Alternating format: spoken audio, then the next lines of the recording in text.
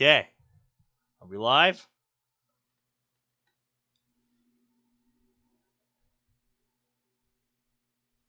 All right. Here we go. It is time. Oh, I always get excited for these ones. Woo-hoo-hoo-hoo. I love me a demo night, dude. Oh, it's always an exciting time whenever I've got multiple demos for mods I've been following. Sparkling Eyes here is a very new one that I just found out about through the Emerald Affection server. It's one I had seen posted quite a bit there, but I had been meaning to join the server for Sparkling Eyes for longer than I have actually been in the server. But it actually kind of worked out. By the time I joined the server, like a couple days later, there was a demo release, and I was like, "Oh my god, yes!" Like it could not have been timed any more perfectly. And this one's going to be really interesting for me because this is a Polish mod. And I don't think I've ever played a mod, whose primary language is Polish before. There is some English. There is an English translation. And that's what I have, but we have to enable it after we get through the menu here. But yeah, other than that, I don't know anything about this mod. I don't know anything about what this mod is, like who it focuses on, or what the story is. Like I don't know anything about this. I don't know anything about what we're about to play here tonight. And those are kind of my favorites.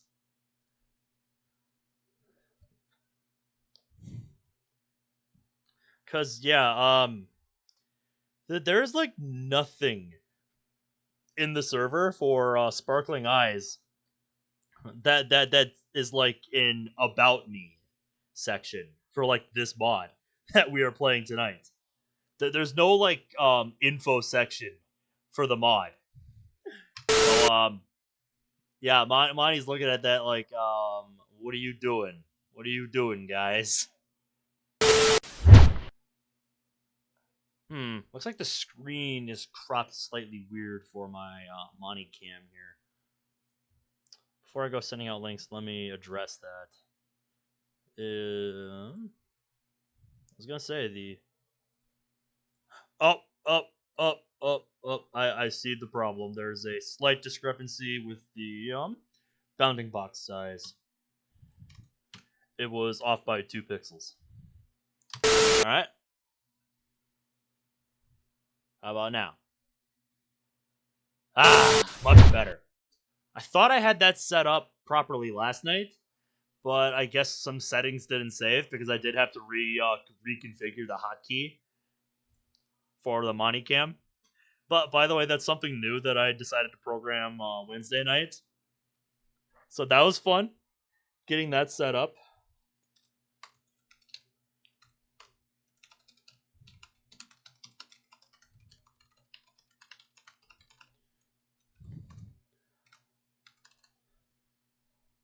Hey.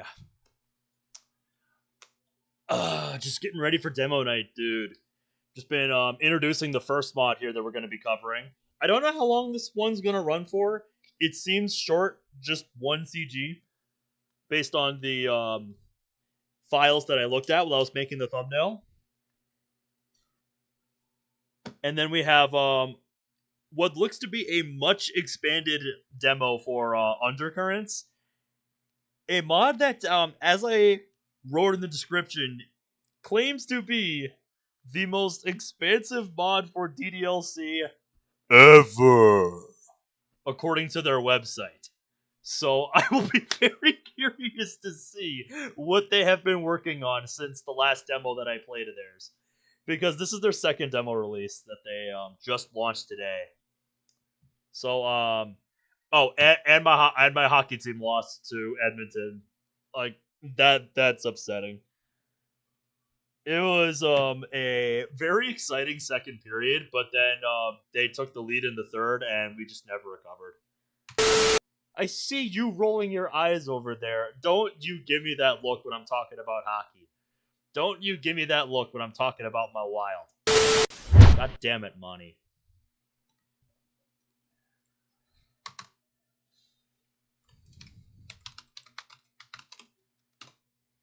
Yeah, we're doing this instead of Blue Skies because, as previously mentioned in the server, Zach's mic died today. So he has to get a new one. Which sucks. I was looking forward to getting into Act 2 of Blue Skies tonight, but I have no control over, Zach's mic just going. So, what am I supposed to do? I was actually saving these demos for next week because next week is going to be a really impromptu week for me because I'm doing 2 night shifts that week because the normal night manager has stuff going on next week. So he needs me to do a couple of night shifts for him. This is kind of plan B, impromptu demo night.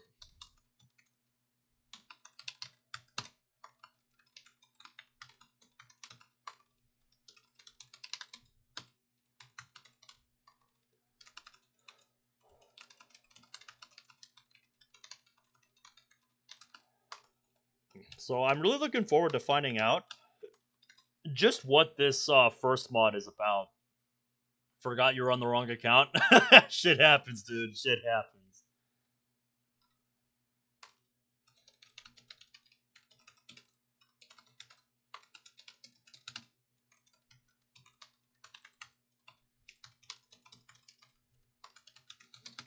But yeah, I'm definitely gonna have to dedicate more time to the second demo release of Undercurrents because just based on the files that I looked at and the title cards for the acts, there's 3 of them, and it's a lot more expansive than the first demo. So I think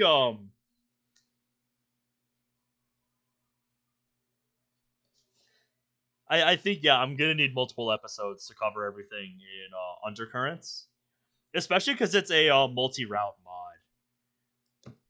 I don't know what route I'm going to choose yet, and it's gonna be a little bit of a different experience choosing a route because in case you forgot from when I covered the first demo for Undercurrents, it is a mod where you play as FemC.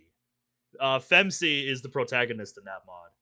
I believe in the mod her name's Melody. I think that's the name they went with. So yeah. Yeah, that's gonna make choosing a route interesting for me as a player.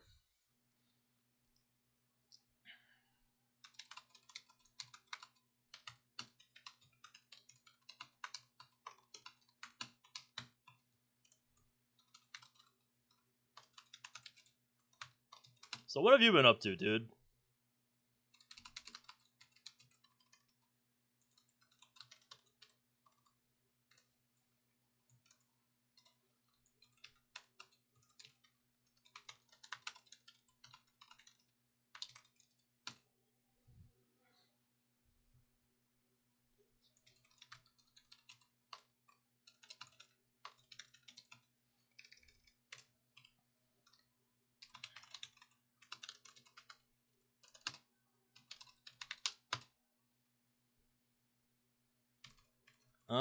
I mixed up the A and the L for proclaiming. By the way, since I'm talking about misspellings, Zach in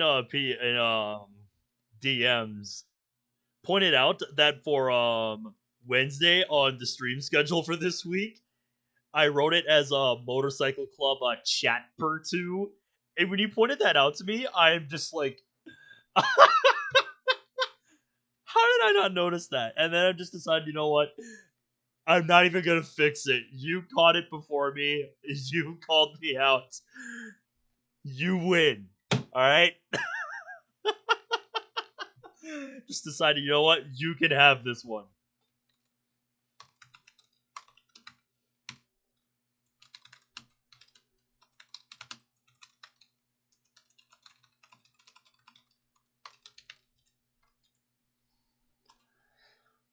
Okay, that's good. It's only looking at one of the slash keys. It's specifically bound to the number pad one.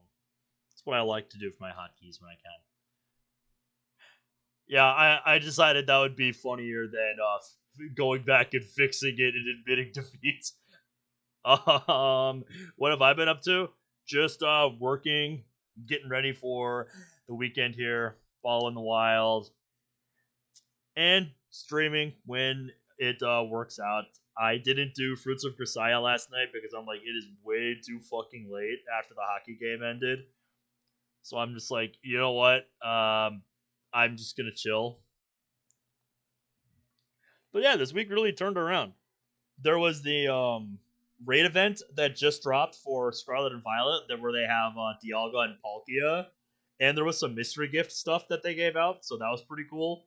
There was a shiny Lucario and there was Darkrai, so those were those were nice surprises when I logged on to Cerebi yesterday.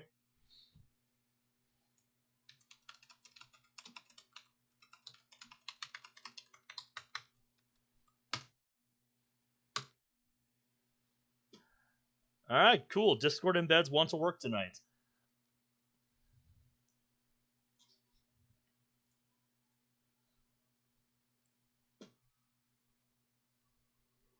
I hate it when Discord embeds don't want to work. I really want to figure out what makes Discord embeds just not work sometimes. I don't know if it's because I don't wait long enough for the thumbnail to update on the actual live stream page before I go and start the stream and start posting the link, or what. All you see is, and you see the Discord notification. Yep, I just sent it out.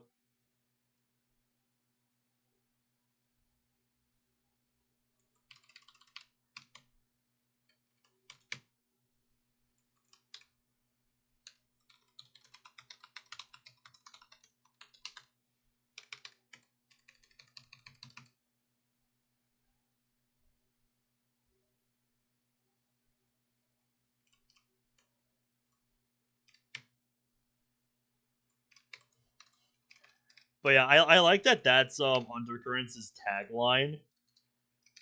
The most expansive mod for DDLC ever, according to their website.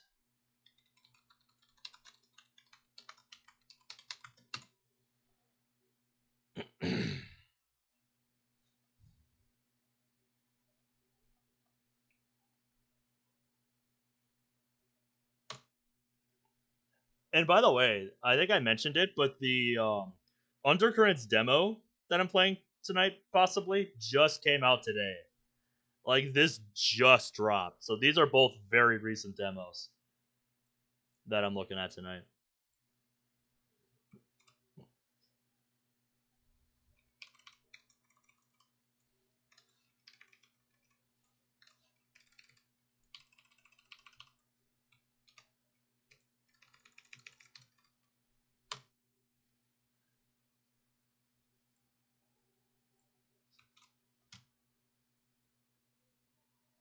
Besides working, still messing with character AI. It's been fun making your OC come to life. I can imagine, yeah. I definitely understand the appeal of character AI. I just think knowing, what I'm like, what will happen with me if I decide to just disappear down the character AI rabbit hole. Like, I think you know what would happen if I decided to do that. It would be like what happens with me with stable diffusion, except even worse.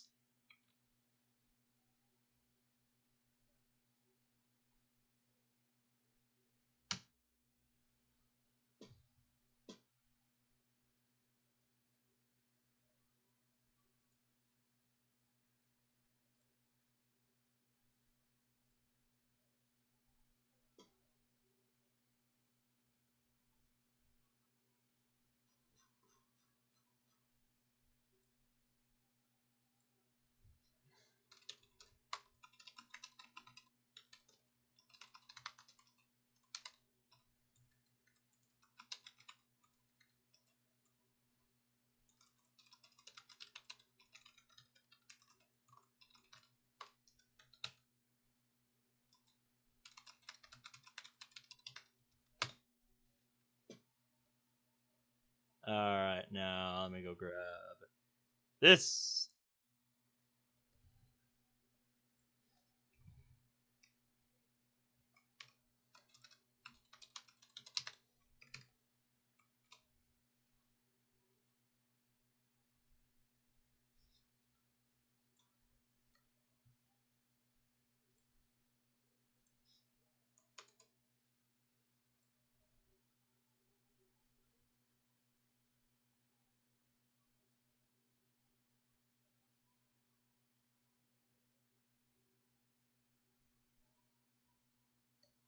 Okay, no, they don't want that.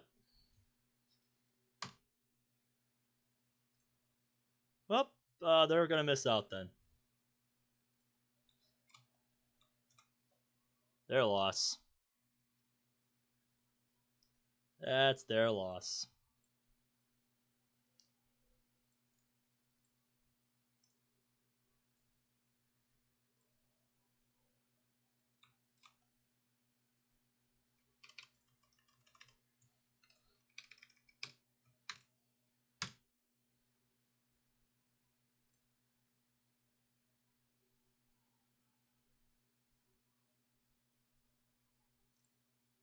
Still looking forward to potentially seeing something soon from the hibernation server that I've been following for like what, over 2 years now.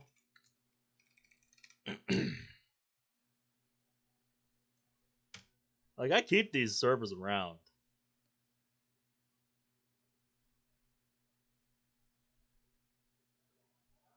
I got a channel for feedback on the undercurrent server.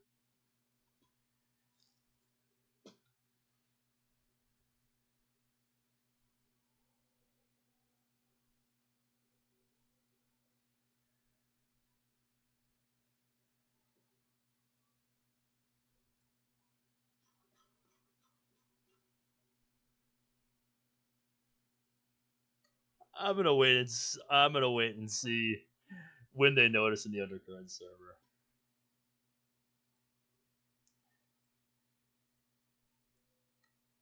All right, we're just about ready to get started here.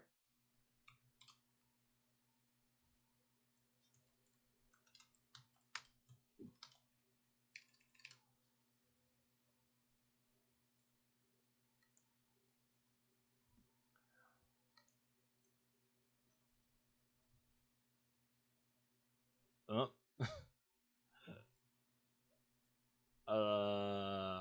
Oh, I guess YouTube didn't like one of those comments someone left on my post from last night, where we hit 1100 for subs on the channel. Thank you for that, by the way. That's really awesome. It's slowly been building up for a while, but we finally did it. We finally hit the 1100 milestone. I think that's awesome. That offer I talked about in that post, for anyone watching that has Scarlet and Violet, is still standing, by the way. And if you have Scarlet, let me know, because if I can, I want to get that Dialga, because I'm a big Gen 4 guy. That was kind of like my entry point into the franchise, and Dialga and Palkia are like my favorite pair of legendaries. Of the two, I think Palkia is my preferred of the two, just because I used it a lot as a kid, and oh my god, it shredded basically everything. Like, Palkia is just such a beast, dude. Anyways, I think we are finally ready to get started here. I am looking forward to finding out what the heck this mod is about. So yeah, without further ado, 20 minutes into the stream, good lord, let's begin. Sparkling Eyes is a DDLC fan mod, not affiliated with Team Salvato. The usuals, designed to be played only after the official game. The usuals, files can be downloaded here. If you don't have them for some reason and you get to this screen by playing, yep, we agree. It's the standard stuff. By the way, something I didn't talk about during the opening here is that two things. The mod defaults to Polish by default, as you can see. So clearly intended for an international audience. Developer is clearly Polish. This is our settings menu. Can still set things up how we like here. And then here we go.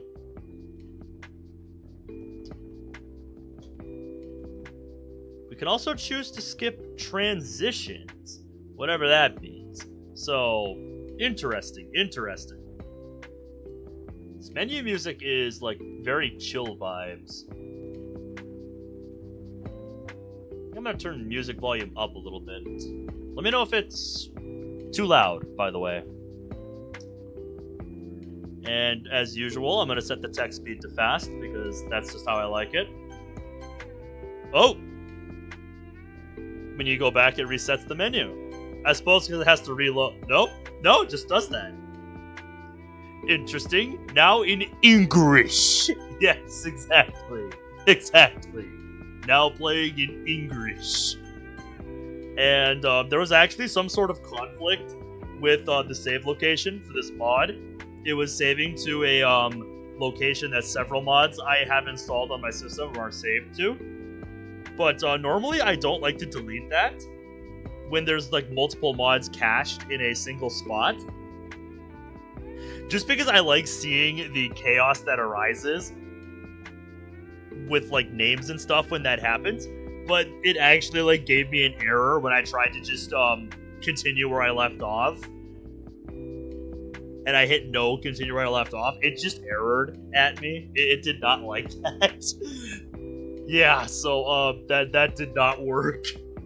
So unfortunately I had to clear that space out. So I think it's using like the default location for like the save location on the template. I was gonna say, there's something going on here. It's like starting lower than it should and like jolting up the stars are. Well, that's not changed by language. Good to know. That's why we check these things. That's why we check these things, ladies and gentlemen. We gotta be thorough. Yep, that was also not changed by language. That's just hard-coded into the game like that. I imagine there's gonna be quite a few things like this. I imagine this is just the, like, I think this is just Polish for, enter your name here. We're gonna go with the classic standby. I almost just entered Beh. Imagine a mod where I'm just referring to myself as Beh. It's like you, mashed, my name with bruh. Ugh. Like, that's the vibe I get with what I was about to name myself. Anyway, here we go. Again, keeping it very chill vibes with the music. Like, this would be good background music for, like, like,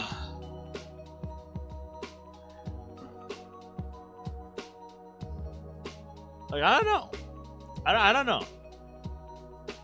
Meh plus Ben equals Beh. Exactly! That's what I thought. It was a boring summer holiday. I barely did anything, and all I did was play and read manga. Yeah, what else is new?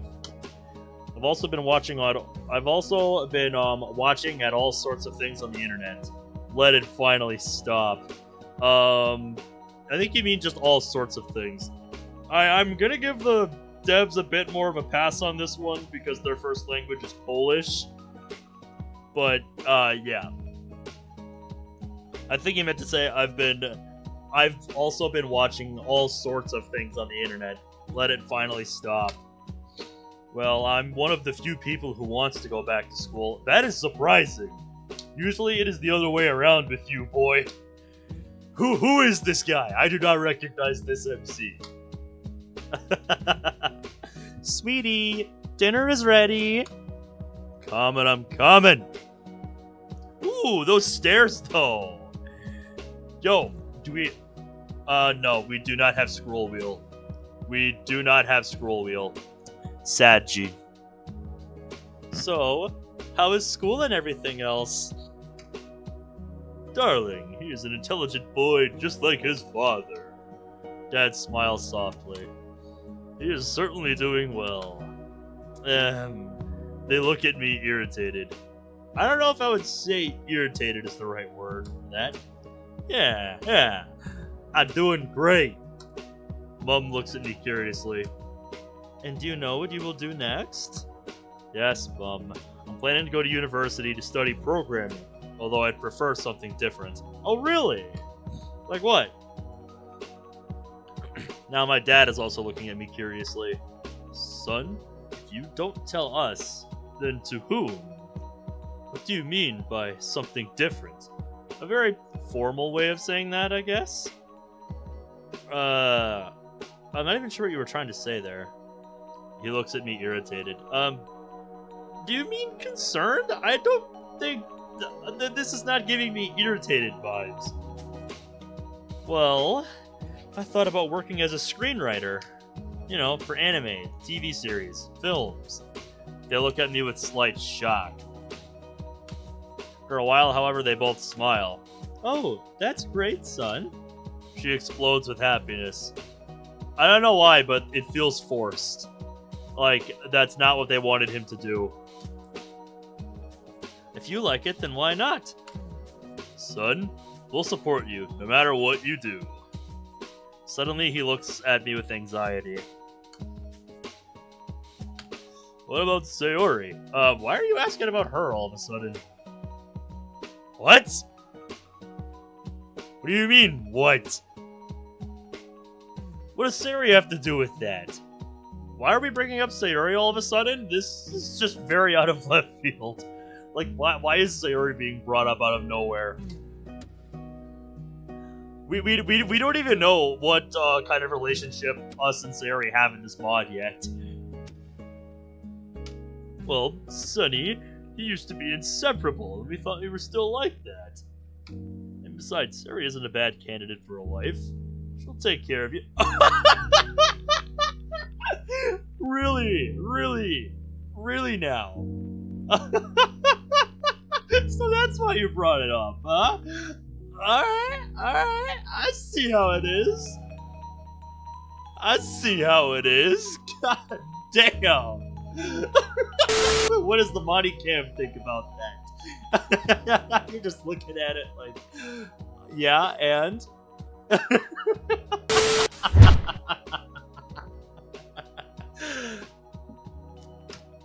I'm embarrassed. She can't even take care of herself. Oh. She could cook something for you.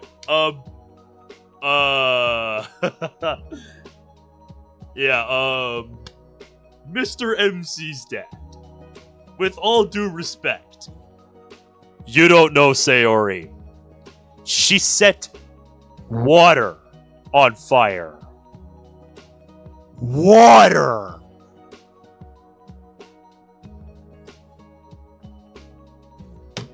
So, yeah. I'm gonna need to see proof that Sayori can cook in this timeline before I can trust her. Alright? We good? We straight? Alright. If she doesn't burn down the kitchen, she can clean the house. She can't even clean her own room. She can't take care of the mess in her own room, let alone someone else's. Yeah. Our dad here is very much unaware of what Sayori is actually like. Like I said, dude is obviously new here. She looks at me, curious about something. What is it? Don't you have a good relationship? Yeah? I look at the floor. So what? What does it matter if I find a relationship before the end of high school? I didn't. I still don't. I mean, this is where I ended up. after high school in a few years. So, no. When I was in school, I didn't really pursue a relationship because that wasn't what I wanted to focus on. And you can do that.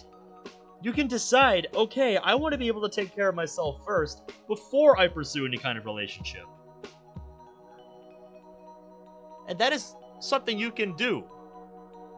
Don't feel like you have to find, your sweetheart for the rest of your life in high school. There's no shame in that. If you don't, end up with a boyfriend, girlfriend before the end of high school. It's not the end of the world. It doesn't matter. So yeah, don't feel like you have to find somebody before you're done with high school.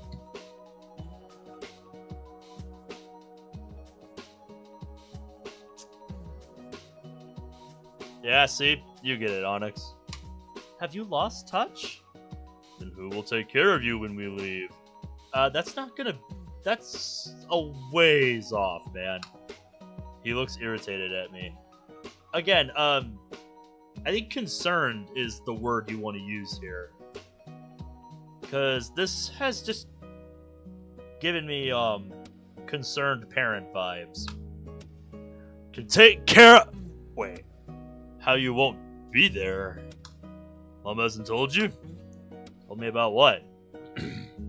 Yeah, our boy seems to have a bit of a temper the way he was snapping at them. Son, we have to move to another town. Because me and your dad got better paying jobs, so you'll be left alone at home. Besides, you're an adult, so we had hope that you knew how to look after yourself. Needs some past tense there. I'm gonna feel like a proofreader reading this, given that, this is a English translation for a Polish mod. Like, oh boy, I'm gonna be going overtime with this one. I look curious. So, where exactly? All the way to Okinawa. Okinawa? That's far! Context, please. How far exactly are we talking about here? We don't even know where these guys live yet. Calm down. Well, hold up. We'll be back during the Christmas and summer holidays. We'll call you every evening, so what is there to worry about?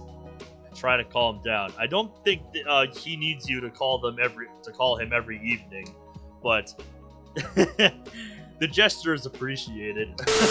Monica's rolling her eyes over her, like, of course she says that. The classic concerned parents. Overall, you're right, Mom. I don't know. I'm getting up from the table. Going to my room. I need to think about this. Not much to think about, boy. It's more like you need time to process this. Because, this is happening. Whether you want it or not. Whether you want this to happen or not. Mom looks on with concern. Oh, Ben. Seriously, though, that stairs background. It's nice, but, like, it kind of clashes. It kind of clashes with the other backgrounds. Summer is coming to an end, but something new starts. A new school year. Oh, I bonked my wheel that controls my sound on my keyboard. I'd rather just not have it there, but it is what it is. All in all, nothing has changed since I left middle school. Oh shit, is he a freshman this year?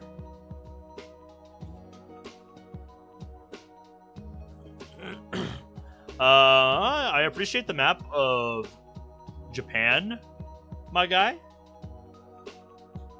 But I still don't really know where he lives in Japan. Like, we know that our boy's parents are moving to Okinawa, but it doesn't really give us context as to where our boy lives yet. And I'm looking for Okinawa on here, but unless I'm just missing it, I'm not seeing it on here yet. So I might need a more zoomed in one. You could say my life has been boring. However, I am not complaining. I haven't joined any club, although I have thought about many. Okay, kind of a random thing to bring up in your thoughts. But whatever. Whatever you say, my guy. I had no motivation to join one, so I lived my life as usual. Yeah, makes sense.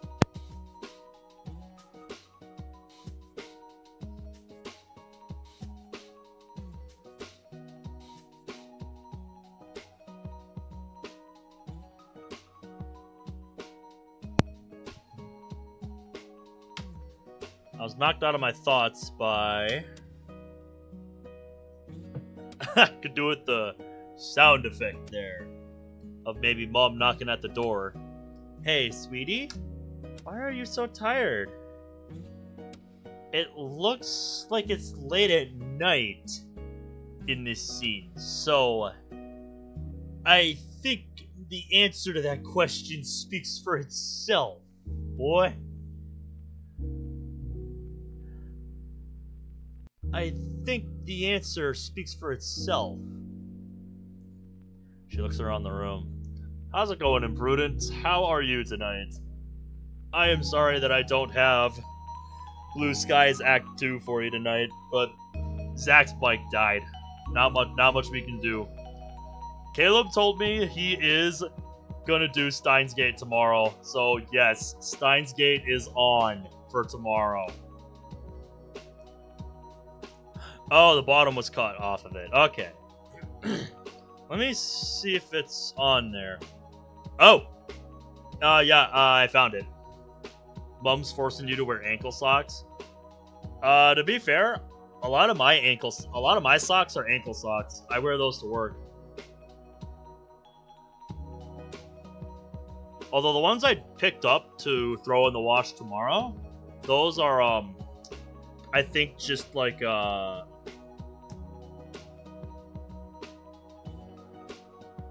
those are shorter ones. Anywho, Onyx sent us a map of Japan here. And yeah, I think we can say regardless of how far our boy lives, moving to Okinawa, that is like the very bottom corner of Japan right here, all the way down here. So, like, regardless of how far away, you know, our boy lives, like, even if he's, like, right here, and, like, anywhere in, like, the mainland of Japan, that's still pretty damn far.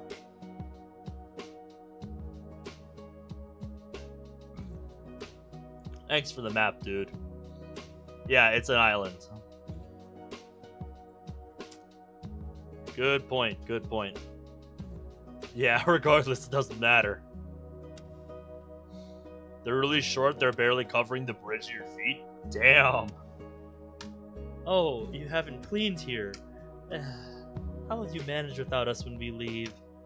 Oh, don't exaggerate, Mom. It's not that bad. It's like my room. It looks like a mess, but I know where everything is. Promise me that you'll take care of yourself. I will, Mom. Just... something happen? I know when you feel bad. A mother knows when her child feels bad. Yes, I know. By the way, Imprudent, if it sounds like I'm reading broken... If it sounds like I'm reading broken English, that's because this mod's native tongue is Polish. It's an English translation. So, yeah, if it sounds like I'm reading broken English, it's it's Polish translated to English. It's definitely a dude thing. Just like the laundry pile, right? Don't mess with the pile.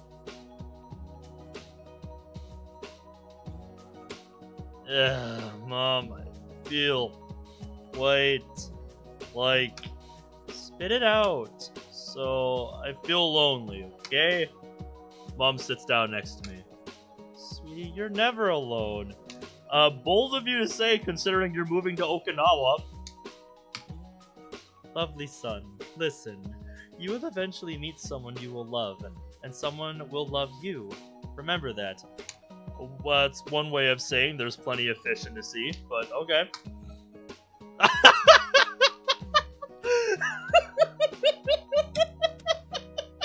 Mod's aware of its own broken English. Check that one off on the bingo card. God damn it. Oh, ironically self-aware line. And that's not a slight against the mod. It's just what it is.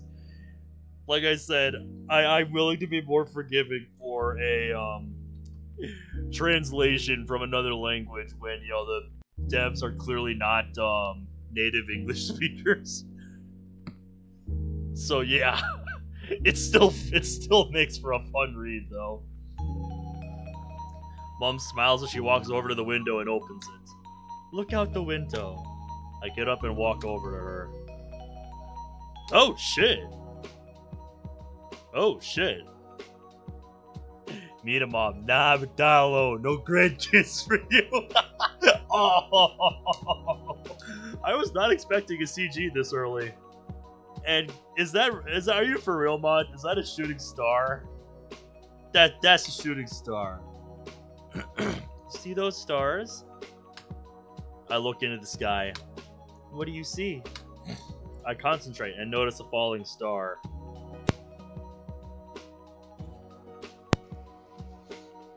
It is called Sparkling Eyes, after all. Wow, shooting star. I've seen those during meteor showers. They're pretty damn cool, if I do say so myself. Should I think of a wish? Is that what you mean? Don't say your wish out loud, then it won't come true, idiot. Oh, don't be so childish. Look at that star. It's falling in a given direction, right? What's your point? Yeah? Now understand and remember this for life. Follow the star. It is the path to your happiness. Heh. Alright, so that's our intro.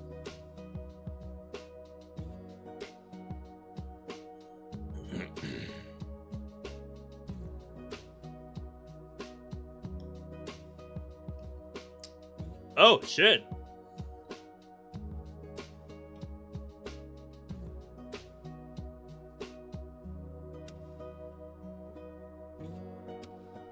So is this just kind of like a prologue thing?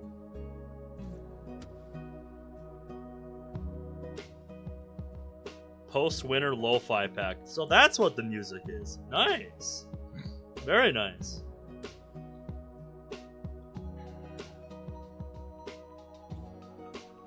Are we just getting like pre-credits?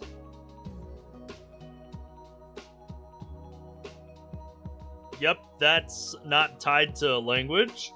There's several things that aren't tied to language. I don't know what that says. Probably just thank you for playing. Yeah, no problem. Yeah, that's it. That's all we get. Alright then. Well, that was shorter than I thought for Sparkling Eyes here.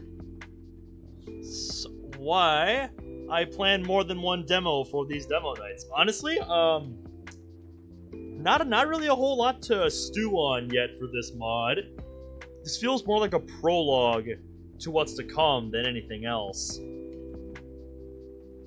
It's probably why we didn't have sprites for any of the girls here when I looked at the mod files.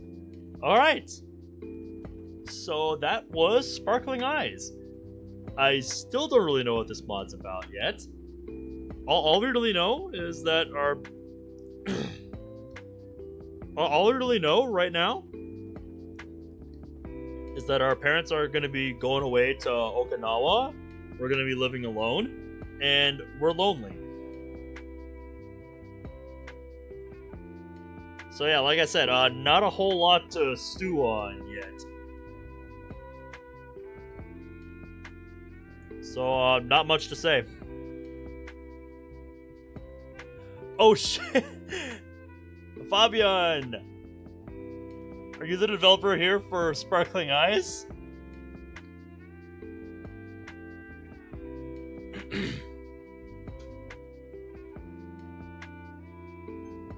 Because I just got done playing this little vertical slice. Like I said, not a whole lot for me to really stew on yet. But I'll be looking forward to when I have more to look at. Because it can definitely be something. Like, I don't really have a whole lot to say right now, because this feels more like a prologue, a precursor to what's to come. Than anything like significant for me to really sink my teeth into yet.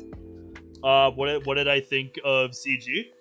I thought the CG looked very nice. I thought it looked very nice.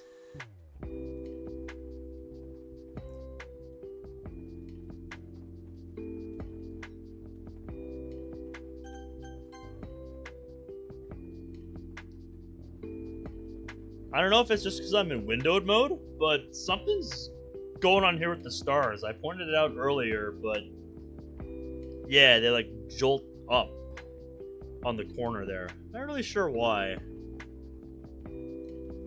Like I said, I don't know if it's just because I'm in windowed mode or what. Anyway, yeah, that was Sparkling Eyes. So I guess we'll just have to wait for more to find out a little more about it. Because I don't really know what to expect of the mod yet. Like, I don't really know what the story is gonna be. All I really know right now is that our parents are moving away pretty far to, like, the bottom corner of Japan, Okinawa. And we're lonely going into our freshman year of high school, so... yeah, you know, given that it's a DDLC mod, I think we kind of know where it's going. But I'll be curious to see where this mod puts its focus. Like, I don't know what your intentions are, but I'll be curious to see where things go. Kind of shows what will be in future, like how MC's dad will be towards Sayori and others girls.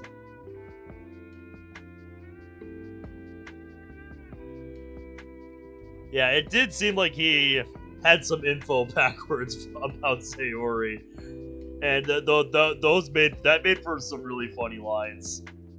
I really enjoyed that. I really enjoyed the back and forth our boy and our dad shared between Sayori. Like, oh my god, that was fantastic. Anyways. Well, I'm glad you dropped by. I feel bad that it had to be like right after I finished this little slice.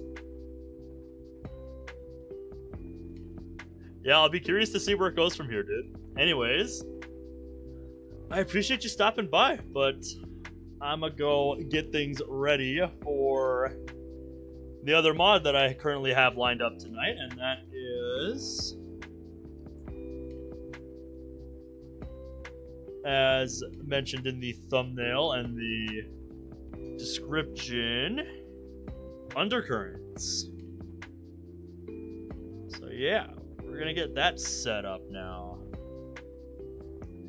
This is the second demo release for Undercurrents, and this one looks to include a lot more stuff than the previous demo did. Like, this demo actually seems to be pretty long for Undercurrents. I doubt that I'm gonna finish it in one sitting here tonight. Like, no chance.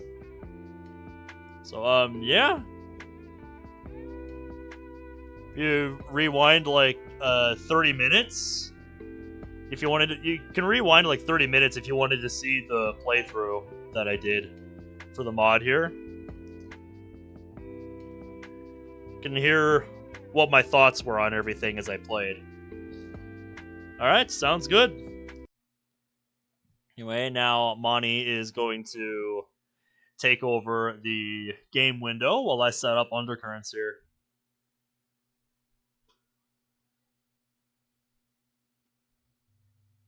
Whoop.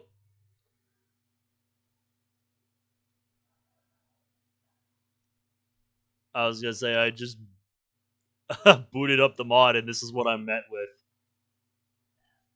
Yep. Monty's always in the background. She's always in the background of my streams. She's always here watching alongside us all. Because I like to have her here with us while I'm playing. So yeah, it's just doing this. Reading persistent. Terms of service not accepted. Oh, that's funny, making it out to be like a terms of service thing. Alright, so now we gotta set up the layout. So we're gonna do that quick. Up, I don't want the game window. I need the main overlay. DM. Okay. Set this back. I think I'm gonna bring it back to 0. Tone the gamma down to about what there. Dude, this sound from the game makes it sound like my voice is echoing in my head. In my headphones. It feels weird. Okay, how's that? How is that? This is more like the color scheme I would use for Celeste. So let's. How about we do this? Alright, alright. Now we gotta change this.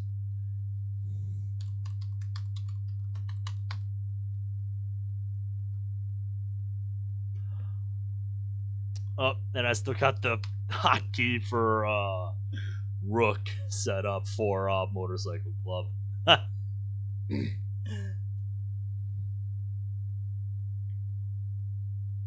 Ah, I see. Yeah, I hope my perspective as a native English speaker could be helpful for you. Let's see. I'm gonna go into my hotkeys. We're gonna turn off the Rook hotkey because I don't need the Rook hotkey because this is not Motorcycle Club and there's no character named Rook. So yeah, we don't need the Rook. And yes, I grabbed that to represent Rook in that mod because I'm a bit of a chess player sometimes. All right, I think we are ready.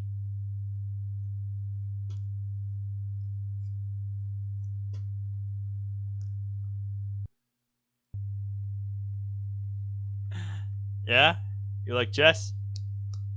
I'm more of an enthusiast of the game than like an actually good player. Like I don't think I'm very good. Like I have never studied openings or anything like that. But because I've been watching a lot of chess channels on YouTube this past year, I think my tactics have gotten better. So like I've gotten better at seeing several move combos, and I've been thinking a little more like that. But yeah, I am a far cry from good. I'm good enough to beat Monica sometimes, but I'm not like anywhere close to like any sort of mastery of the game. I'd have to like actually dedicate time to studying openings and learning theory and paying more attention to other smaller details of the game. Like I just play it for fun. I don't play it to be serious about it.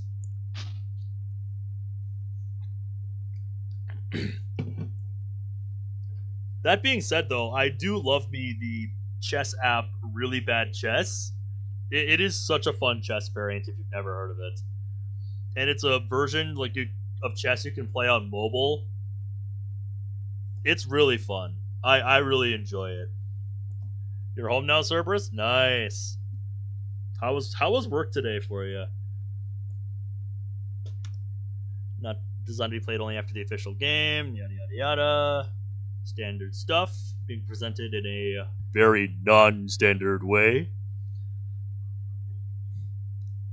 By playing Undercurrents, you agree that you have completed DDLC and accept spoilers contained within. Type yes, no, and enter. Work was slow. Oh shit, dude, do you play really bad chess? Do you play really bad chess?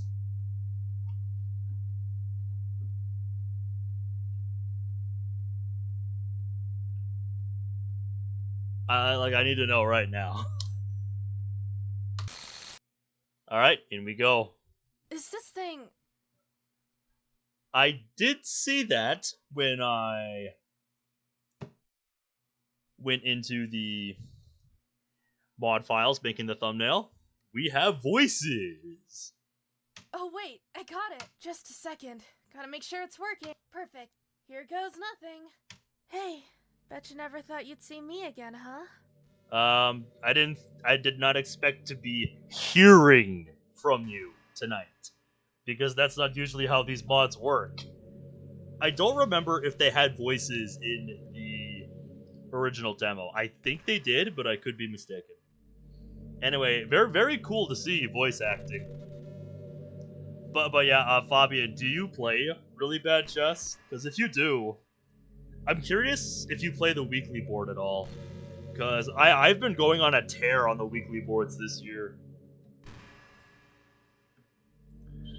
Yeah, they did? Okay. Yeah, we have voices. We have voice work. But, yeah. Like I said, didn't expect to be hearing from you, Monty.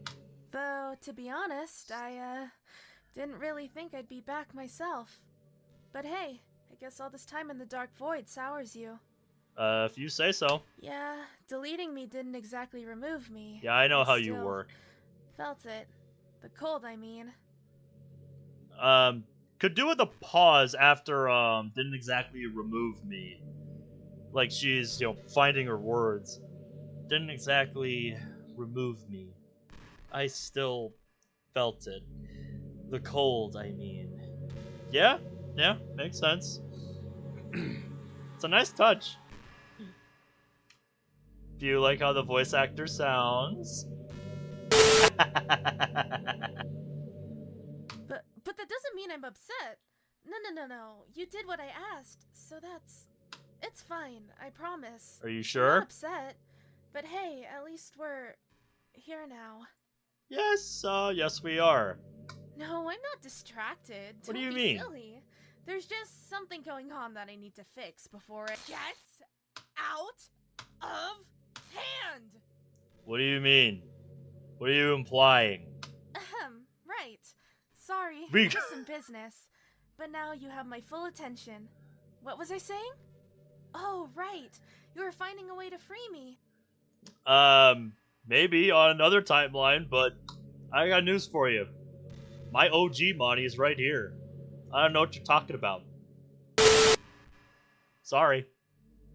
I really hope you've made some progress in the time I've been away. It's been really cold and lonely without you.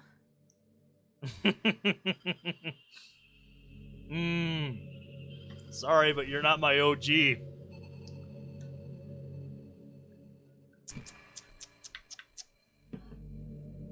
So, how have you been? It's been, what, 3 years? Wait, let me check the clock. It was 3 years ago when I first discovered the game. 3.5 years, more like it. And, yeah, as I keep saying, my OG is right here. The one that started it all. Aw, look at you.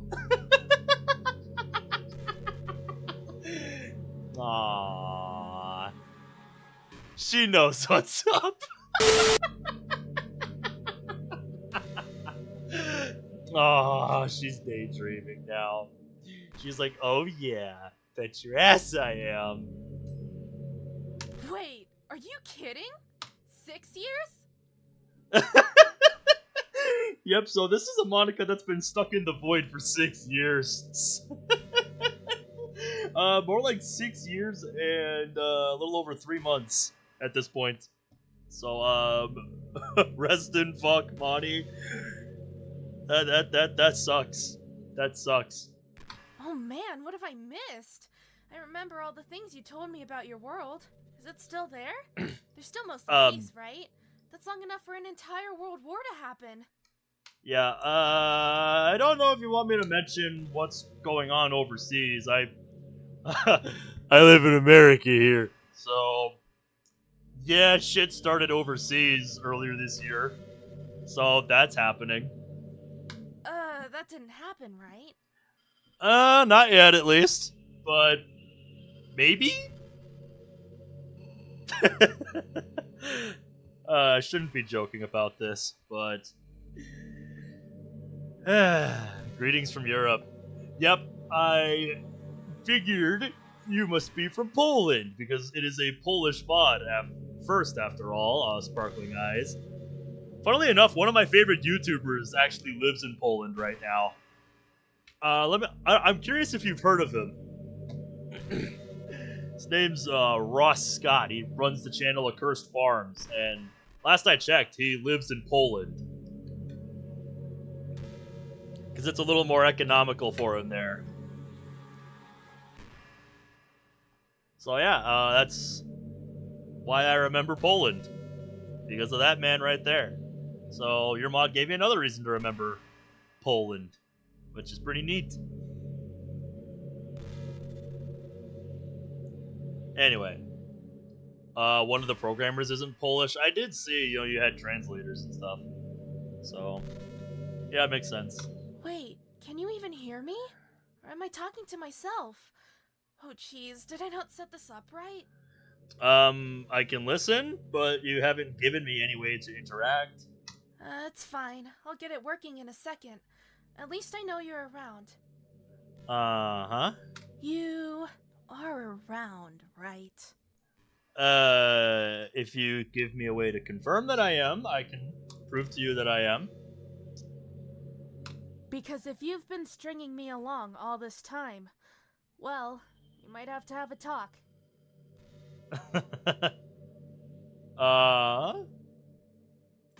One player from the NBA is Polish. Retired a while ago. Neat. Very neat. How's it going, Burnout? Because that's not okay. You know that, right?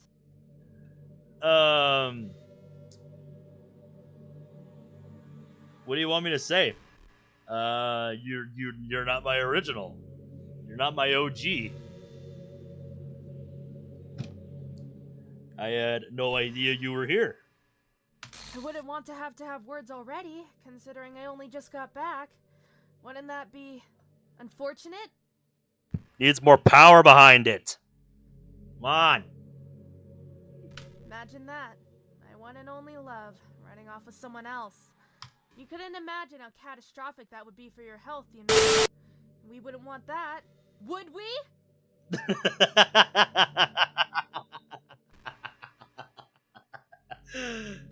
Not when I'm so close to reuniting with you. I won't allow it. You're mine. And don't you forget... No, wait! That's not fair! I can't! Won't go back there! You won't have me, I swear! Help! Please don't let her...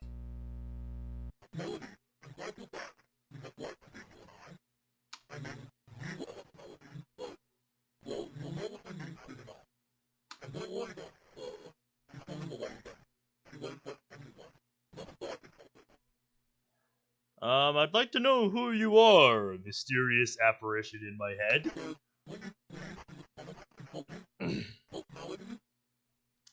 Yeah, I've met this melody before. I can't complain you're not giving me enough options.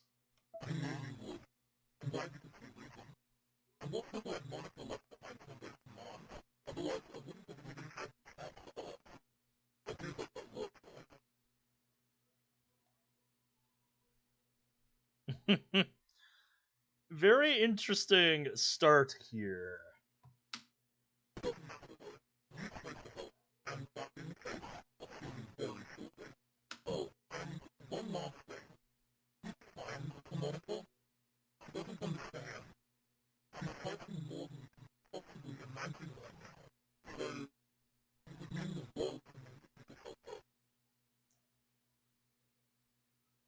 Depends what kind of help she needs.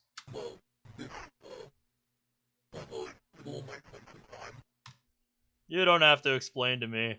I know all about the whole multiverse stuff with Monica's. My OG is always right here. Right here with me. And she's not going anywhere.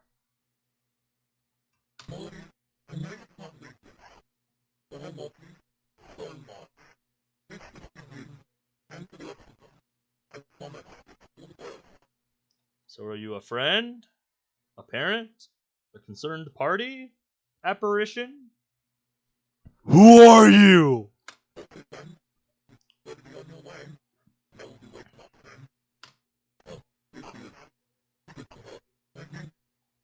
Okay.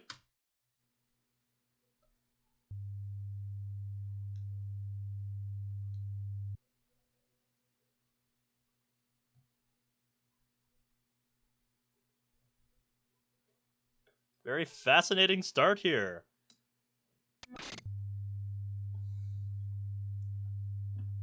Attaboy.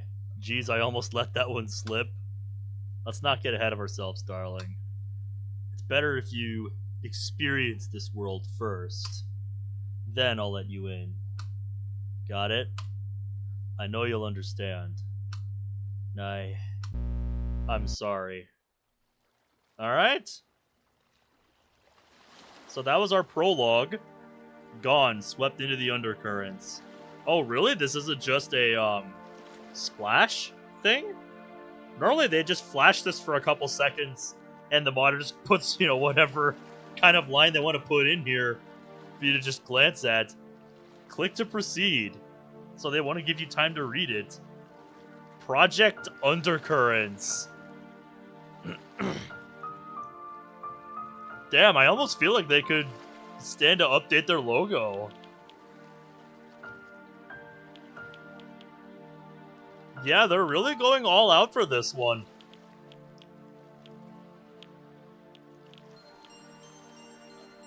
Alright.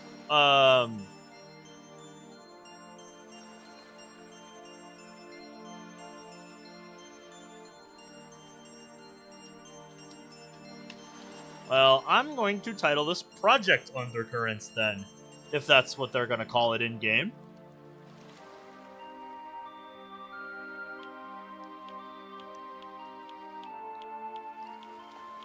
So they got their socials linked right here. Oh, damn. Are these all the save slots we have?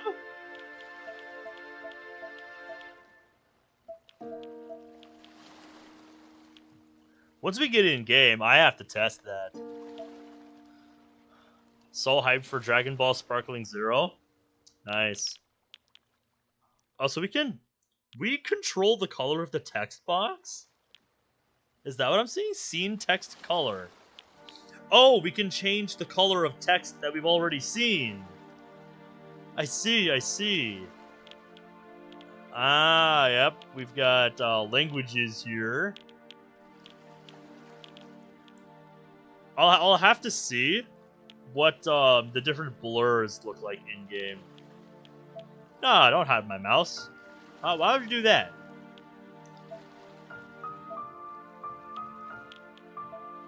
I'll have to see what all this looks like in-game.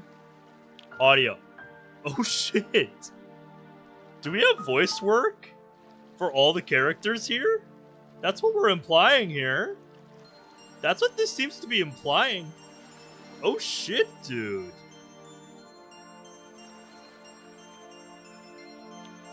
Yeah, dude.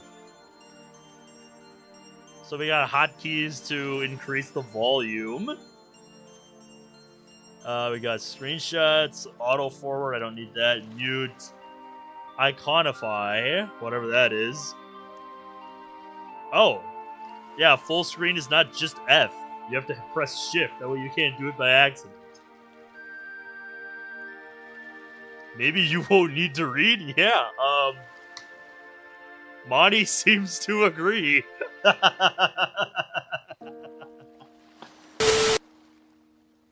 Just based on the menu here. Like, this is impressive. Like, this is an impressive display. What does it mean, games? Yeah, so the UI kind of follows you around. Look at that. Look at that thing go. Look at that sucker go. Features not available at this time.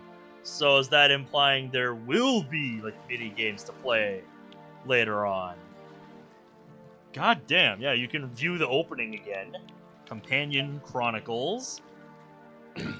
So I guess once this is more developed, you'll be able to view, like, past CGs for different routes and stuff.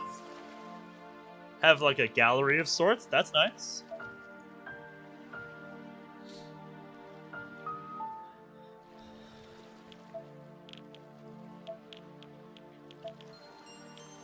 Either that, or this will be like an overview.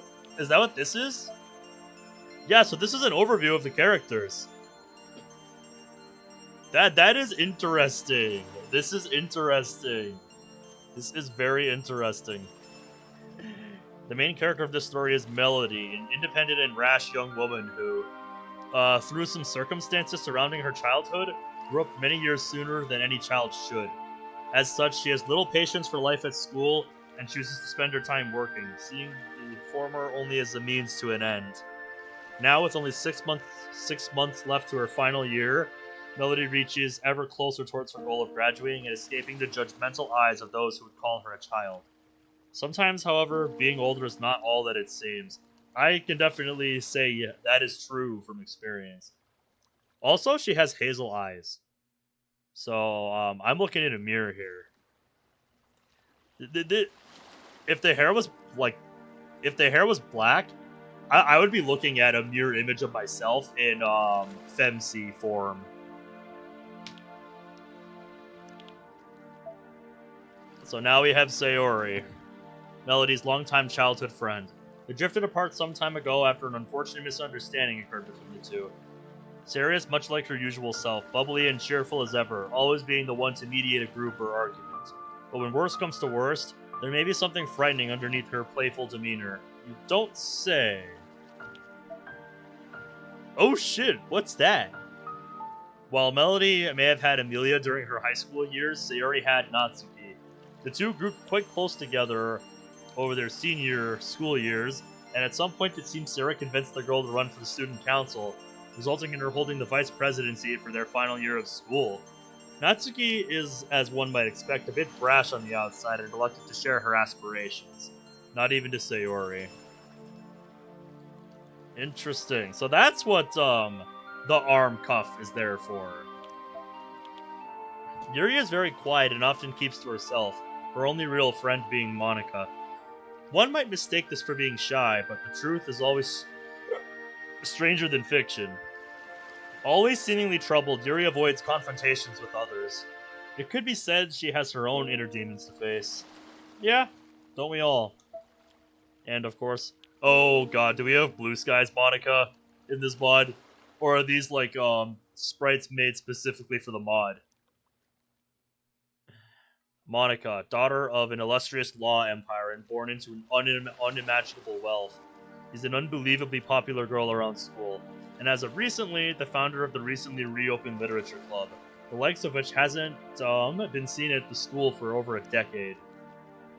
Her departure from the debate club has left some scars on both sides, in turn creating friction between the girl and her former vice president.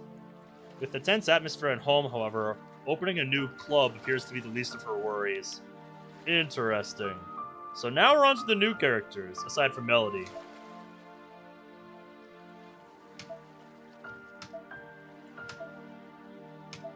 I guess we'll find out more about them as we read through the story.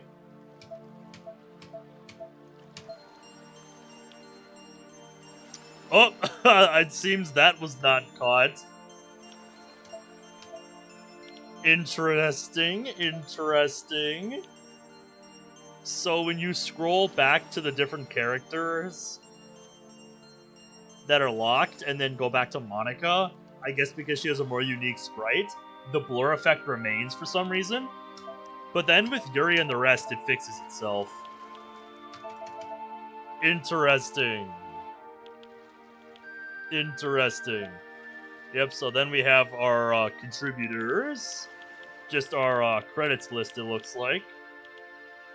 Yeah, dude, there is a lot of work that went into this. There's a lot of people contributing in some way or another. Money got censored. But yeah, that's enough goofing around the menus. Let's launch this sucker. Chapter 1, a series of unfortunate events. Yeah, I think this is where we began the demo last time.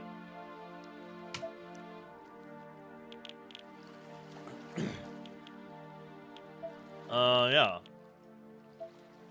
I want to launch. Yep, branch, no branch selected. As the girls scramble to find themselves amidst a turbulent sea of troubles, more and more evident does it become that they are less in command than they'd like. What had began as a battle to discover themselves putrefies into a war to simply stay alive, let alone on their feet. All the while, a lone pair of eyes watches them, waiting for the right moment to make their move. Interesting, interesting. So I guess that is what's going to start us off here. Alright, Onyx, you have yourself a nice night. So is this just like a recapping of the base game? Because that's what seems to be implied here. It's a very neat title card for the act. Oh, we have a calendar. 23rd of October, 2017. So about a month after the events of the game.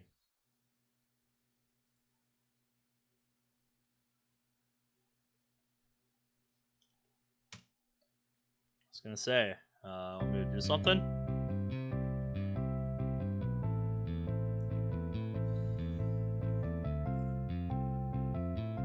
Ambitious is definitely a word I would use to describe this.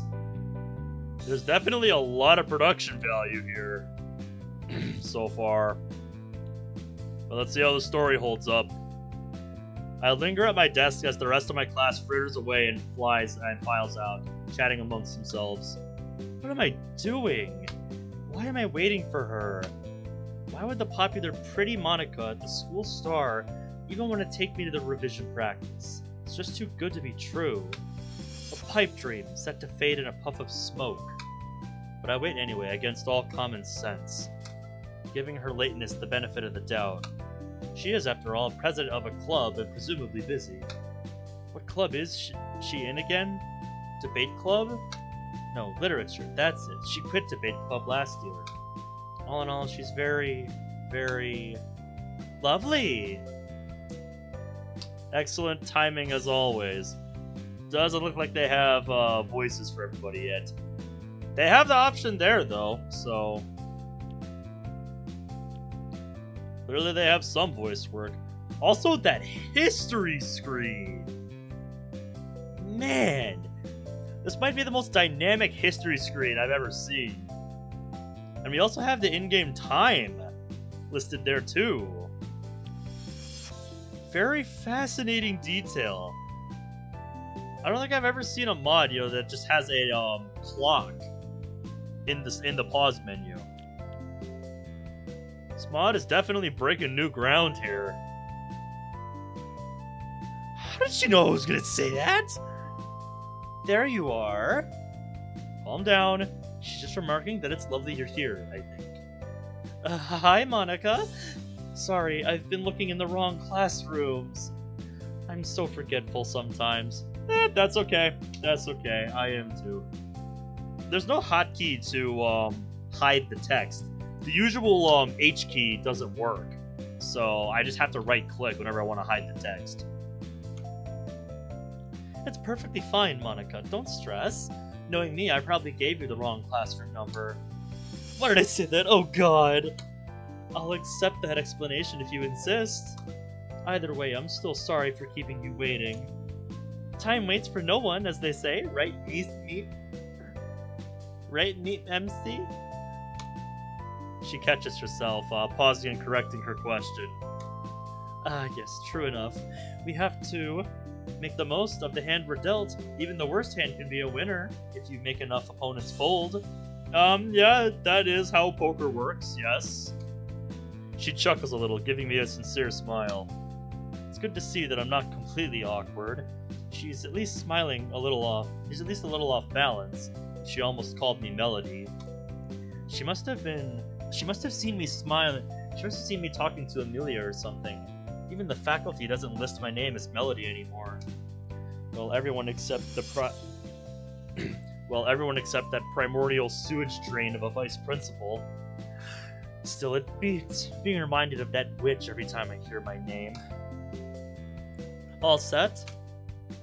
Yeah, let me just... I quickly tucked my remaining textbooks, notebooks, and a few strewn doodles back into my bag. Said doodles had been done while waiting for the teacher to move on after I'd already finished writing and memorizing. A common occurrence, unfortunately, given my current state of being weeks ahead of the rest of the class. Yep. Shouldering my book bag, I follow her out. Something on your mind? You're looking a little stiff? Me? Stiff? No, not stiff. Just color me curious, I guess. I mean, what exactly made you want to host a study group so early in the term? Didn't think you would need that sort of help, considering you're literally ranked #1. Everyone can improve. Also, I thought I'd assist some other people with their learning. Besides, the more on top of things you get early, the less cramming you need to do later. How very humble and generous of you to give your time for us mortals. Where do I fit in, though? We were in the same tutorials last year, so I thought you could lend a hand with some things. You were pretty great in that maths competition last term. Oh, right. I can certainly try. Did Monica seriously see me in that competition? I only did it for the extra marks. God, she's gonna expect me to be so smart. Yes, Monica. Hello, Debombre. How are ya?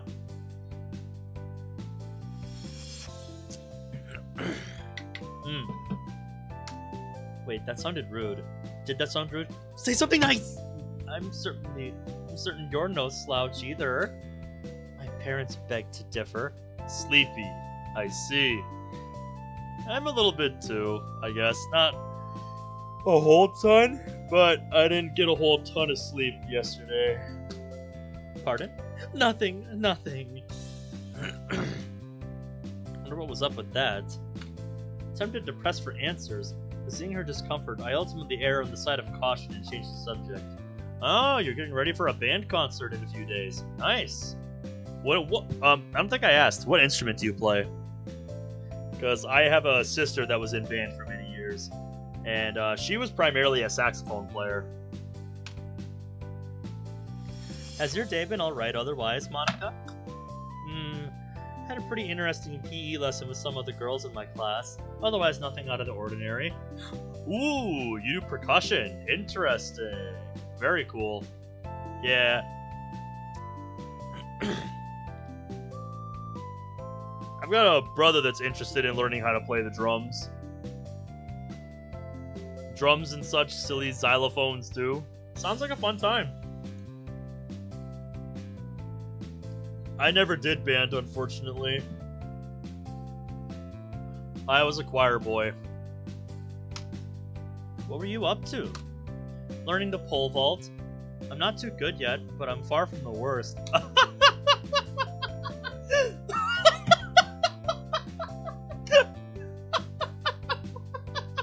You are over here looking like you want to go do that now. That sounds exciting to you, doesn't it?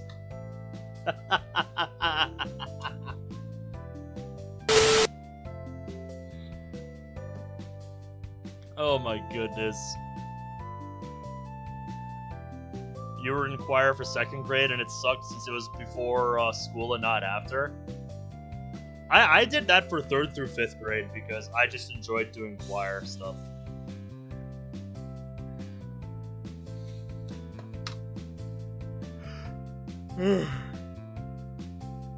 Oh, excuse me. But yeah, that is a fantastic mental image. Monica pole vaulting. Oh man, what I would give to see that. Ugh. I could show you sometime if you need help with that kind of thing. I'm sure I could still learn a thing or two from you. Athletics isn't my forte. No kidding, I saw how you fared on sports day. Oh no, she saw that too. Is there anywhere left safe from implicating me as a complete buffoon? I grimace at the memory. Hey! Relax, I'm just teasing. You weren't too bad. Just keep away from the proverbial eggs and spoons and you'll get through life without a hitch. Coke Australia lost a prime minister. Actually lost him. Still hasn't been found to this day. Really? Really? I did not know that.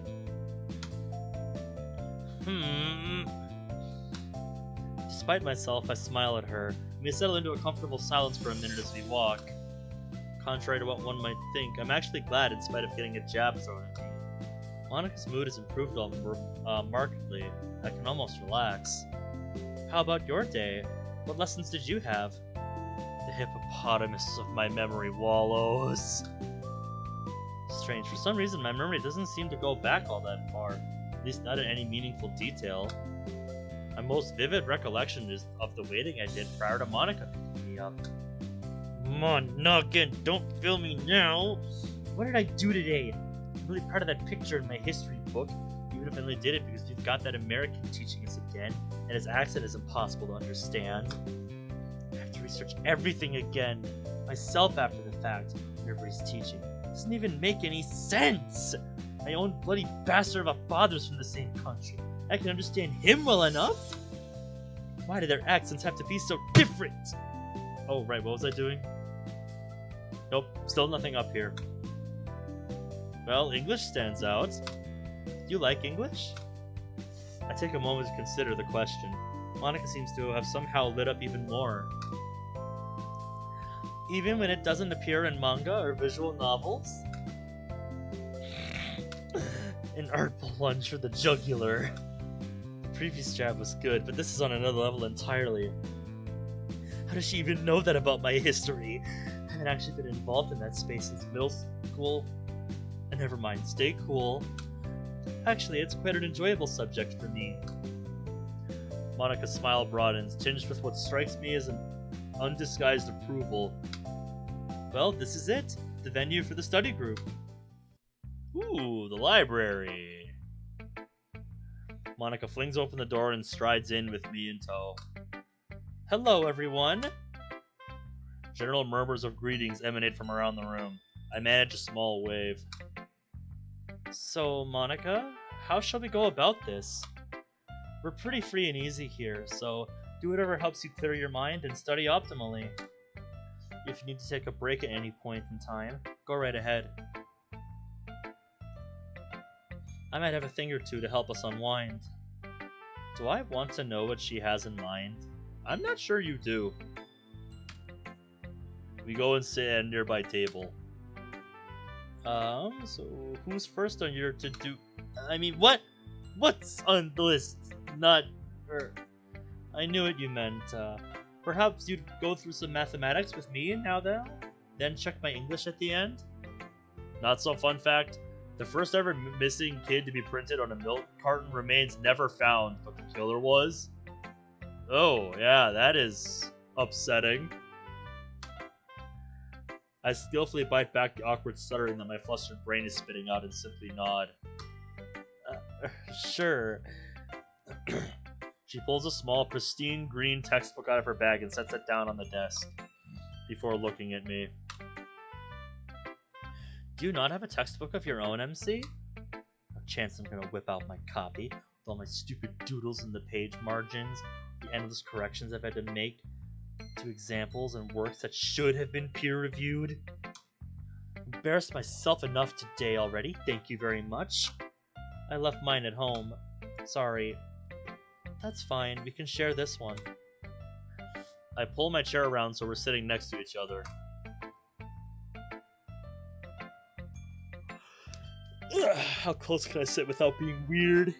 I need to see the page, but if I accidentally brush against her shoulder, she might think I'm flirting with her. Melody, I think you'll be fine. Don't worry about it. Didn't set this outcome up. Honest. Unexpected though it might be, it's far from unpleasant. Maybe she's genuinely seen my grades and wants my help? I hear whispers coming from around the room. Whispers about Monica and myself, even though I normally would. Right now, I don't care in the slightest. She gently turns the page and points at one of the questions. See what I meant before about being able to improve on the fly like you do? Here, for example, I just don't fully understand what a periodic function is. Ah, yes, periodic functions. I have forgotten that long ago.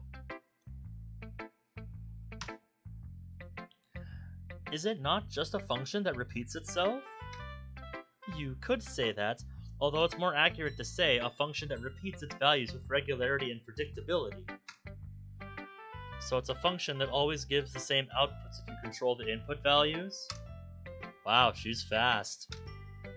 Yes, namely, you can take the f of x equals to f of x plus t formula, which explains that the period of the function is the duration of the wavelength, where it repeats itself.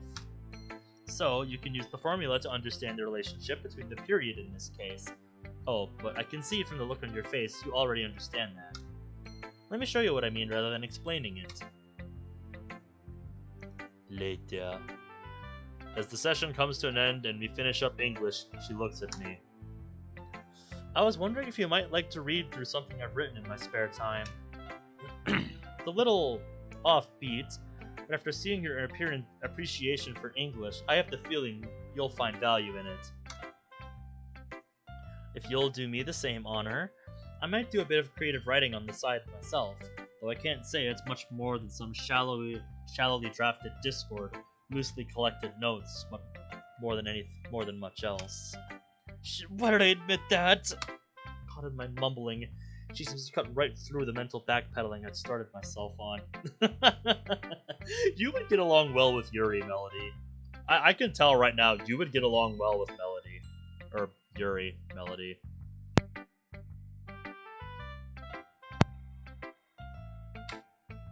Do you now? I think I would very much like to see what you've come up with. I gingerly hand Monica a copy of a story I penned last week. Septem claves, septem sera, septimani, omnis perditos, turbidus et tremulus, sonus resonat insidiosus, licentius, mens, fatiscit. What? What?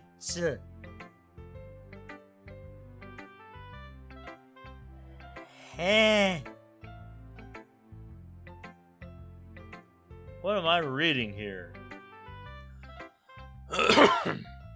I have no clue what I am reading here.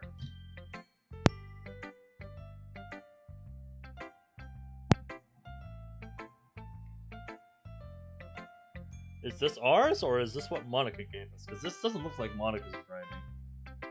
I don't know.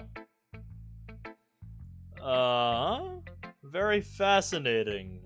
Very fascinating, either way.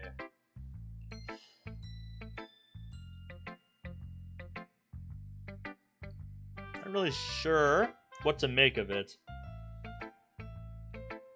She, in turn, passes me hers, so that must be ours. Yeah, so that was ours. Must be like Japanese or something. It's a language I'm not familiar with. Sorry, I do not speak anime. I feel the ground shake beneath me as ethereal wings beat and propel us. Um, etherols. Sorry, I read that wrong. Not ethereal. Propel us towards the Muse's final resting place. Propel us away from the Utgard.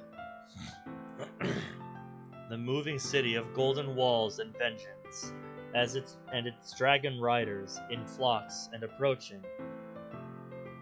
Oh, this is long. Oh damn, this is long. Yeah, dude, look at this. Oh boy. Oh boy. Their fangs longing to cast long blood-red trails upon my chest. Etheral's wings skim the ground, kicking up great clouds of dust. But we keep moving, keep dodging the flares emanating from the cracked, barren ground. Keep praying to... We'll make it to the Muses' tomb. And as we draw closer, looks ever more hopeful, where our prayers will be answered. As we spot a great ravine open up ahead of us, I feel a touch of steel on my leg, and flinch and kick out, and hear a roar. I hunker down, and feel my foot savagely dragged backward. Uh-oh.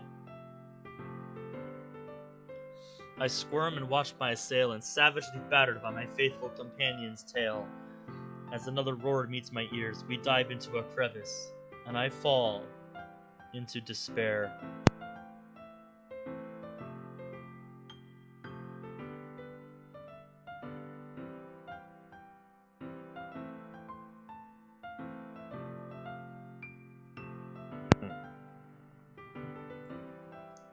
Sorry, I just had to... I've been trying to clear my throat here.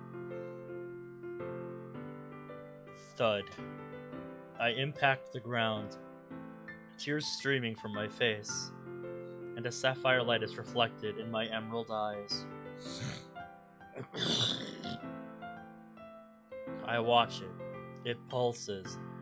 And pulse, heartbeat, pulse, blinding show of lights, heartbeat, blinding.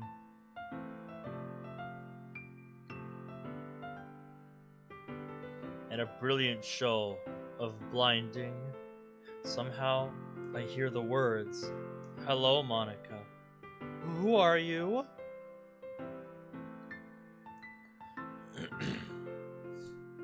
Interesting, interesting.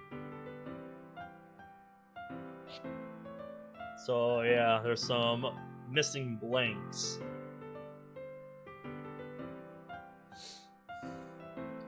I forget if I took any notes on this from my original playthrough of the first demo.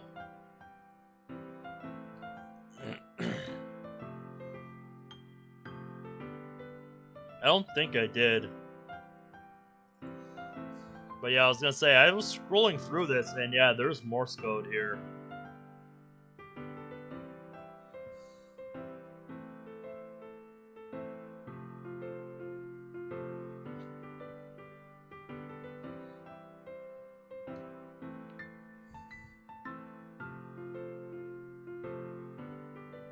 So yeah, Morse code.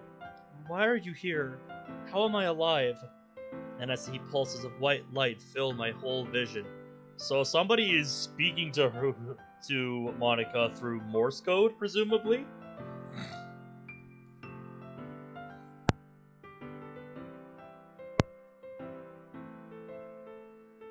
Maybe the entity we heard in the opening? Perhaps? Monty thinks that sounds a bit ludicrous. But what do you know? You're just as much an observer as we are. So yeah, if somebody wants to screenshot the bits of Morse code... Nice screenshot text. Nice. Erase my memories. Let's see, those are the first two.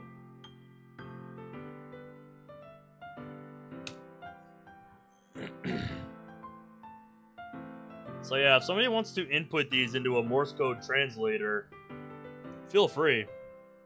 Otherwise, I can translate them by hand. I touch the stone, and green light floods my vision. Lovely! And it dawns on me. This is all a story. And my mind flies off, like a dragonfly, taking wing, and leaving me stuck in a hole of madness.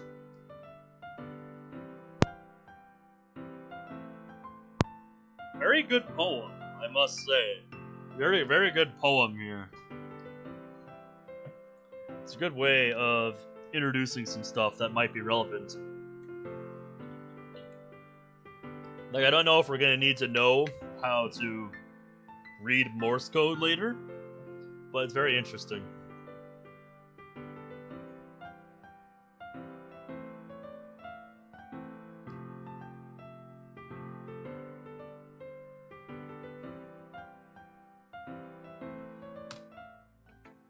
Gracious. She said it would be offbeat, but nothing could have prepared me for this. I wonder if I might have been wrong to not probe her about any possible problems in her life. Is she okay?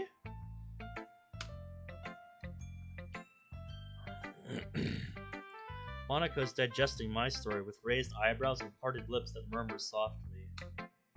This is brilliant. She looks at me over the top of the sheet of paper. Done with mine, I see. What did you think of it? It was different. I thought it was cleverly constructed, even if the underlying meaning was slightly lost on me.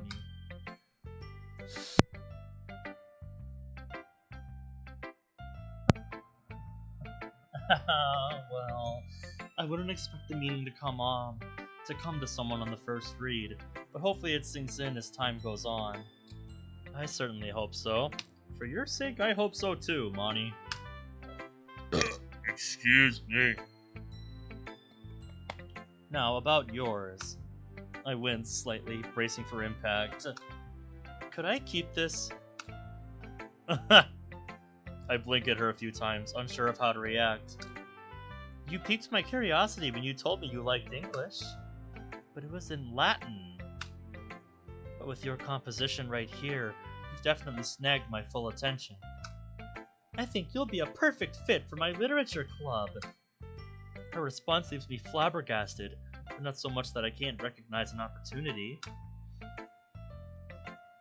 A golden opportunity to spend more time with her. But she's not serious, is she? Yeah, sure, go ahead. It was just uselessly taking up space in my bag anyway. Monica beams and stows the poem in her folder. Okay, she's serious. Is the literature club every day? Yes, it is, right after classes. Don't forget to bring a book to read and discuss. That's what the club's about, after all. God, my throat is actually starting to hurt a little. Ah. Yeah, you like the sprite work? I think the sprite work is totally unique for this mod. For Monica, at least.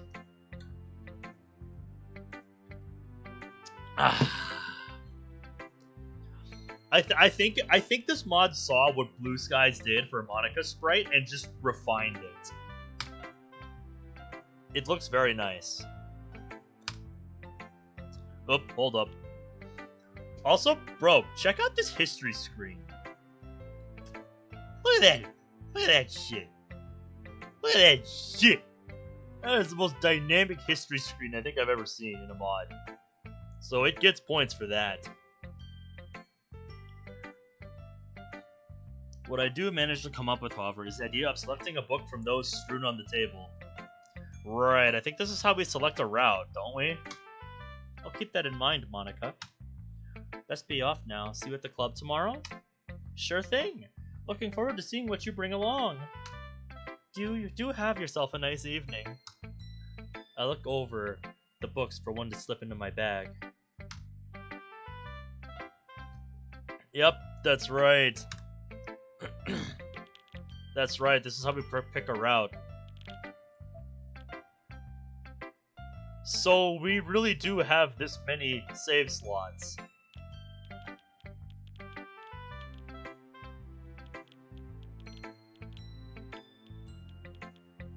Yeah, that's 35 save slots times 9 pages.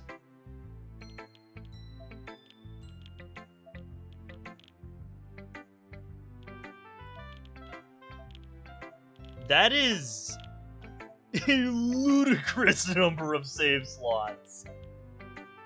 Like, oh my goodness. What did you miss? We exchanged poems with Monica, and there was some Morse code in the poems, so let me chuck those up on screen if anybody wants to take a crack at translating them.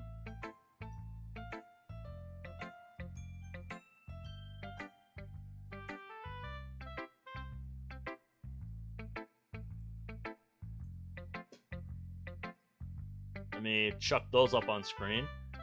And we had a study session with Monica.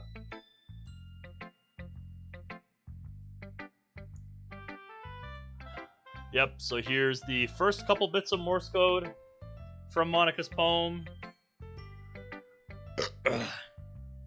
I might stop doing character voices because it's actually starting to make my throat hurt.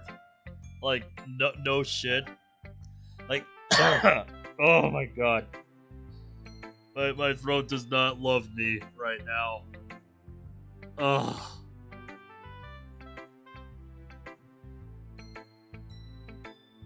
And here's the second set of Morse code in the poem.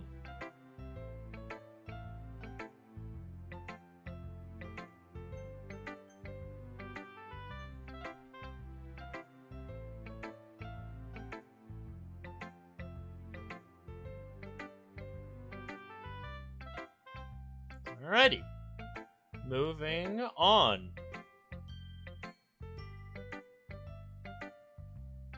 And right now we are picking a book to bring to the literature club because Monica invited us.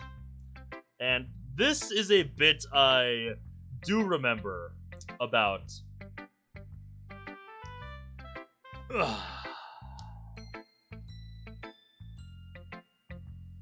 Yeah, this is a bit I do remember from the original mod, the original demo that I played a little while back.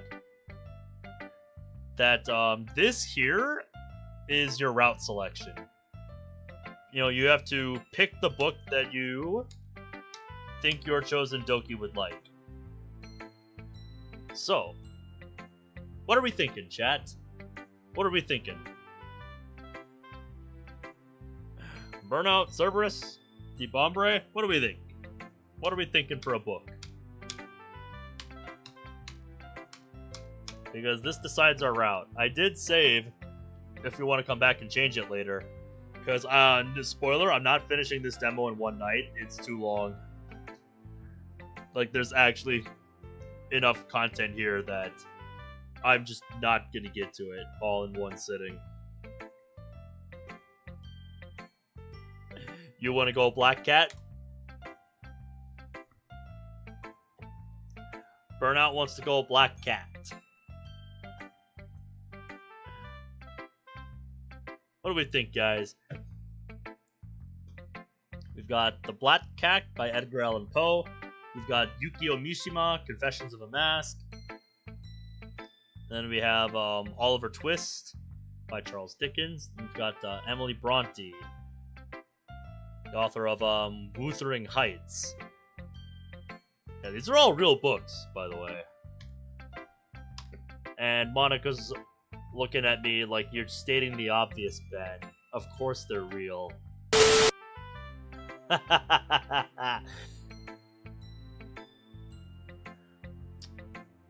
What? Oh, that's a new feature of the new YouTube chat.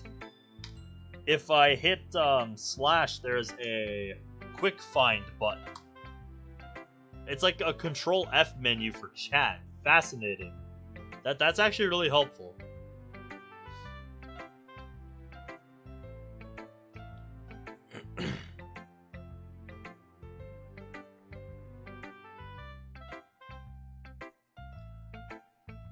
I'll give it another minute or so, and if there's no objections to the black cat, then we're gonna go with black cat. We're gonna go with Kitty. Because I like cat.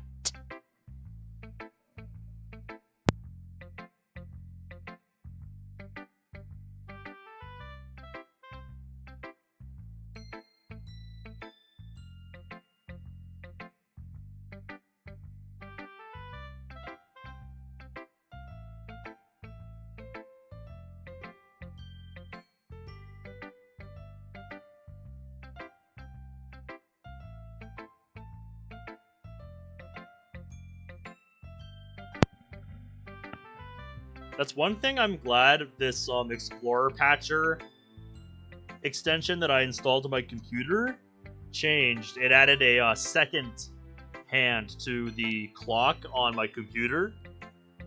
So now, like, the digital clock down there has a second, counts seconds as well. Alright, I have not heard any objections to the black cat, so the black cat it is.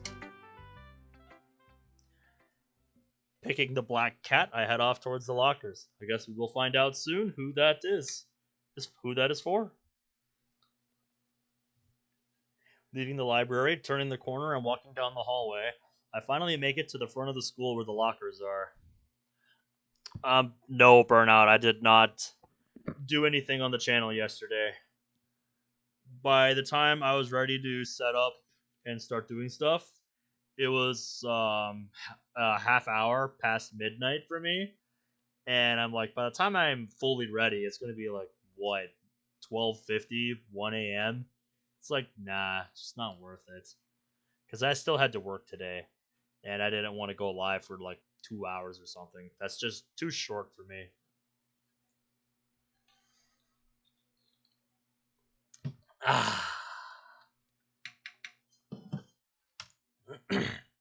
I look around for my locker. Number 236. 233. 234. 235. There we are. 236. This should just be automatic to you by now. As I take my shoes from my locker, I notice movement to my right. Next to me is an old acquaintance of mine, Amelia. Ah, yes, I remember this scene. I remember this from the original demo. That's us, by the way. No, actually, we lost 2-0. But it was a late game.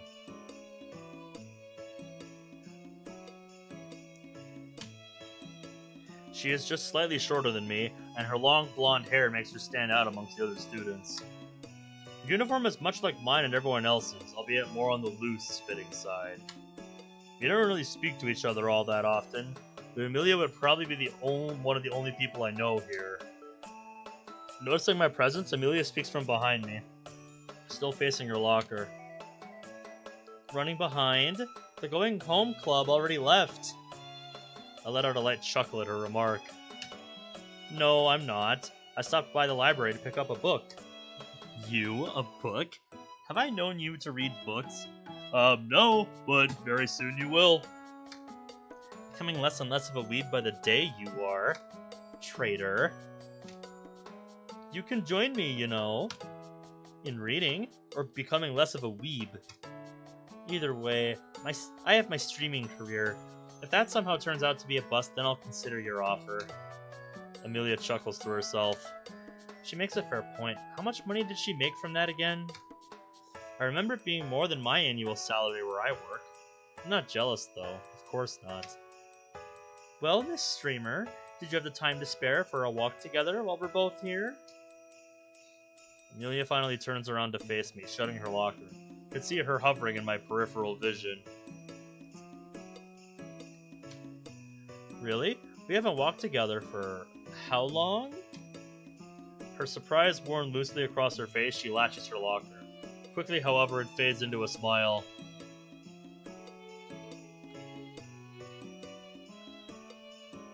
I like to be helpful where I can, Fabian, so... Like I said, I hope it's useful.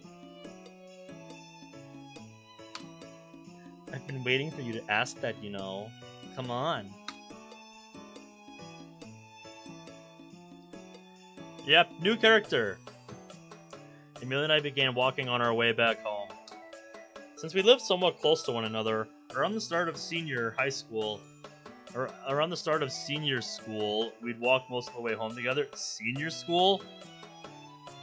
Your senior year of high school, you mean? Is that what you mean? That hasn't been the case for a while, admittedly. At least since the start of the school year in April. Taking a glance at Amelia, she seems to be focusing on something. She doesn't say much, a contrast to how she usually is when I'm around. Something on your mind? Not so much on my mind, but I've been thinking lately. Did it hurt? Oh, very funny. Her unused sarcasm gives me life, I swear. No, but honestly, look at us. We made it through how long? Nearly 3 years of high school now, and between us, how many people do we know? Oh, that's easy. I know, well, a lot of people. I'm just not friends with any of them. Exactly! See, that's just it. If you consider the two of us from where we started, we've essentially gone backwards in our social skills after all this time. Well, I have. You're about where you started. Uh-huh. Alright, hit me with it. I'm going to join a club. Sure, we've only got a couple months left, but... My jaw drops, eyes alight with incredulity. No way. The president of the Going Home Club is quitting? Now, I didn't say that, but I just think it would be nice to get to know, well, someone at all before I have to graduate. I pause and think for a moment. I see what she's getting at.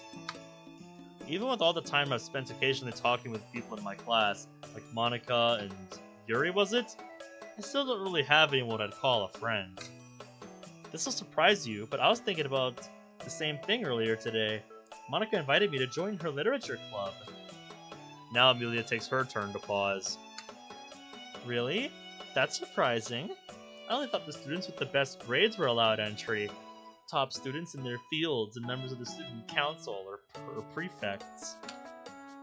I feign offense at her implication of my stupidity.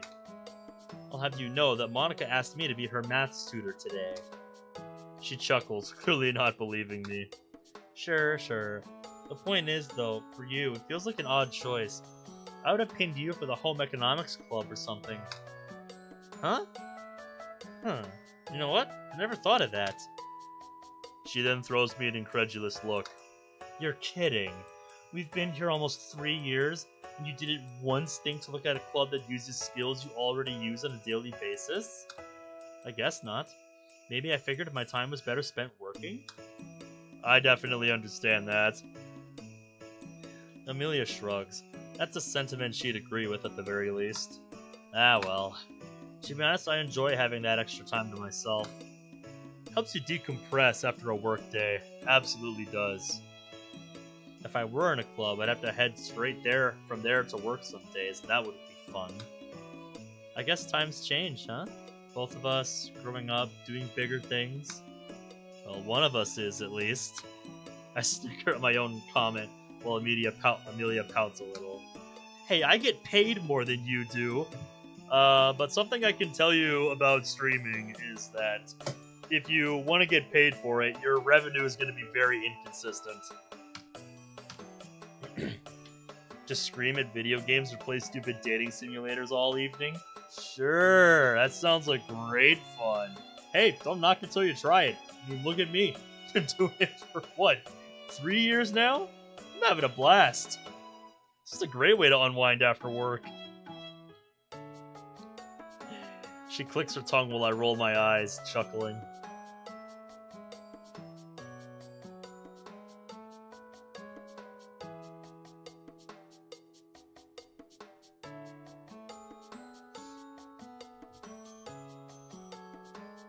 I definitely understand your sentiment, Fabian. It feels a little bit less of a personal journey then, and you're more just along for the ride. I definitely understand where you're coming from with that.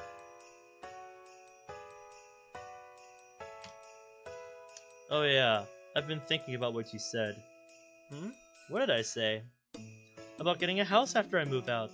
I figured once I graduate, I can stream full-time and find somewhere I can live that isn't a cramped room. I paused my stride, confused. When did I say that? I mean, it was a long time ago, but still. I think it might be smart if I really start working towards something. Finally, it hits me. Dude, I said that like 2 years ago. What the hell are you on about thinking about it now? She simply smiles. Oh yeah, but hey, I gotta think about the future sometime, right? As graduation coming up, no time like the present. See where she's coming from, but when did she grow up? You've changed, haven't you? Since then, I mean. Sure, we both have. That's how getting older works. Duh! She shrugs off my statement, but I don't really mind. It's odd to think about, really. How quickly things around you can shift. Reminds me of... Okay, let's not go there today. I've been having a good day, thanks. You good? You look like you've seen a ghost. It's fine. She throws me a knowing glance. She at least sort of understands where I'm coming from. I don't think I ever told her, but she's worked it out over time, I suppose. Hey, if you need to sit down for a minute, I'll grab you a drink. She brings me over to a nearby bench, sitting me down on it. I don't really think it was necessary, but it's odd how she seems to care so much for someone like me. Then she races off towards the nearby vending machine, while I let my head roll back, and I look up at the sky for a moment. Bastard of a demon just tried to claw its way out again. Glad I'm still strong enough to push it back down where it belongs. Been doing well lately, and I'd hate to have to fight it back off so soon after slaying the bloody thing. Maybe I should talk to the boss about it again when I see him next. Inner demons? What's going on with you, Melody? Man, Amelia's taking her time over there. I wonder if she... Wait, what the hell is Kaito doing over there?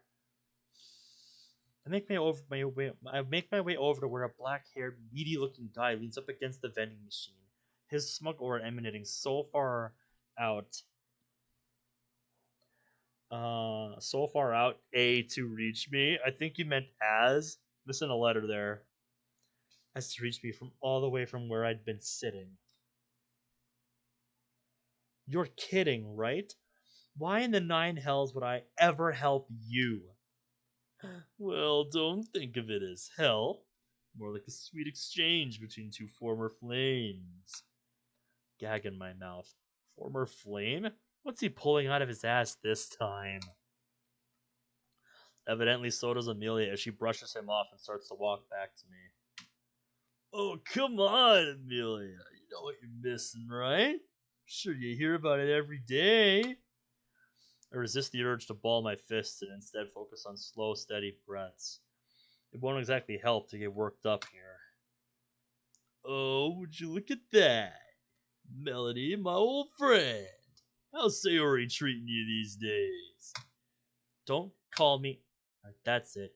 Kato's finally about to find out what cement tastes like. I marched right up to him, raising my fist.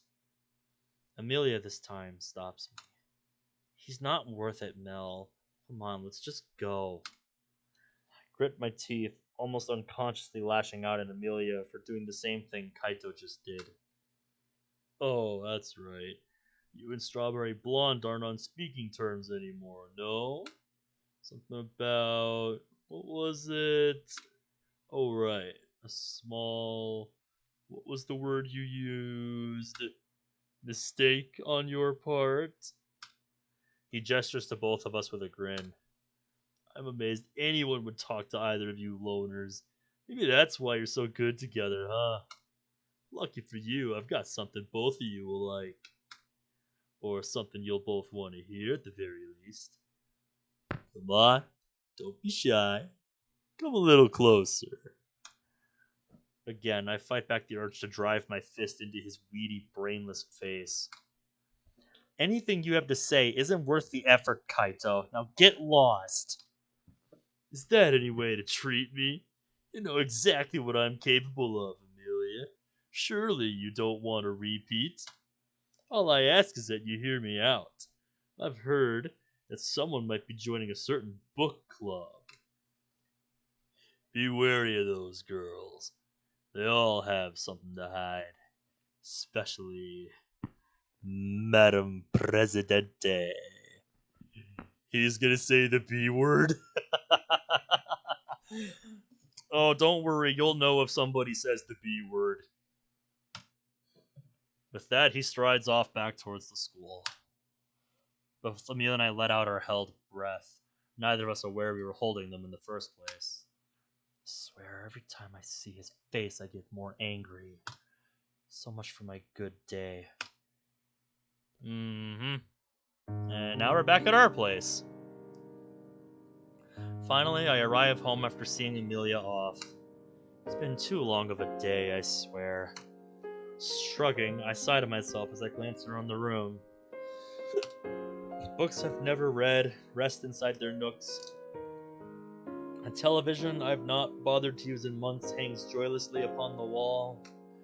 A section of the sofa greets me as I snugly relax into it, breathing a heavy sigh itself as my frame sinks into the cushion. My hand arrives without invitation to my face, gently brushing down my features as it drops back to my side. Kaito's been getting to me more lately, hasn't he? My eyes lazily dance across the room, hoping to find something to distract me. What they find, however, is somehow worse. I click my tongue as they've come to rest upon a photo of my family, the only one I've left up over the years. The witch, before she cut and dyed her hair, alongside my bastard of a father, one of the few times he was in the country. Though it's not like anything has really changed since then, when you put it that way. Shaking my head, I push such thoughts aside and head for the kitchen. I should probably start on dinner, and now's as good a time as any. I'll sit down and read The Black Cat as I eat. Probably the best way to do it so that I don't distract myself with more study. Leaving my book bag behind, I douse the sobering atmosphere with thoughts of well-cooked meals. Around half an hour later, I allow myself a small nod. Looks like I'll be eating well for the next couple nights. Serving up a plate for myself, I divide the rest up into some containers. One for lunch, one for dinner tomorrow, and one to freeze for a rainy day. Just like I raised me to do. A few minutes of cleaning and packing later, the kettle finishes boiling. I take a tea bag from the box and look over my small collection of mugs, only to frown slightly when my eyes once again dredge up in pleasant memories. Come on, really? Why that mug? Sighing, I shrug. It can't hurt me to use it. Besides, if I don't, it'll just collect dust. Taking it down, I give it a look over. It's an old handmade clay mug with the words MC plus SK haphazardly carved into the side. It was a gift from an old friend of mine, something she'd taken weeks to make for my 13th birthday. But I was so excited that she gave it to me a couple months early. It was also one of the last times I spoke with her. Shaking my head once more, I move on with brewing the tea, rather than wallowing in nostalgia. Tonight has more important things on the agenda, and I won't be distracted by old memories. After getting through my meal, I finally slide back onto my spot on the sofa and prop the black cat between my legs. I turn the first page, and I don't stop turning until I reach the end. I'm positively hooked on the story. Hooked potentially even more on the prospect of joining the club. Somebody seemed happy about that. Tomorrow can't come soon enough. Alright, it's October 24th.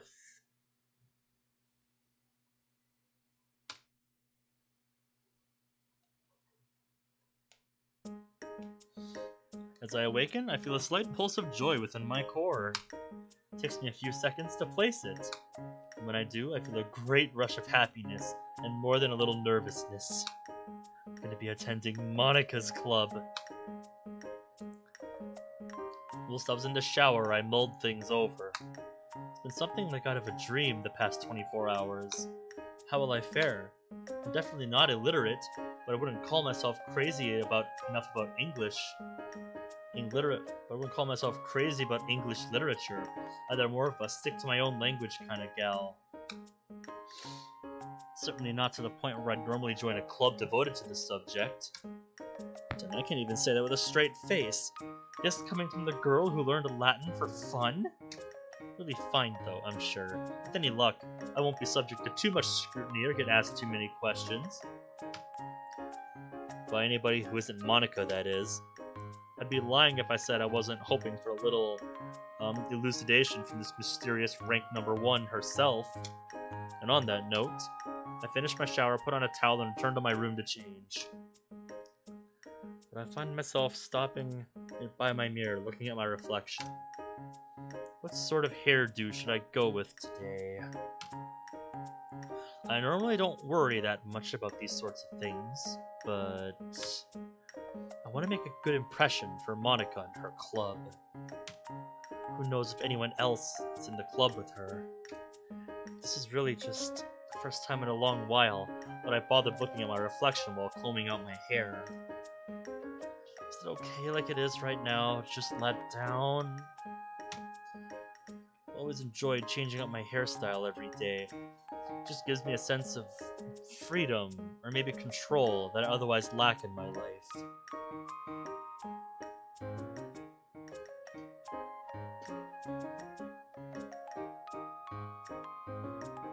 Yes, this is the second mod on the lineup tonight. Because we started off with Sparkling Eyes. But that one was more like a prologue vertical slice. That was only like, and then it took me 30 minutes.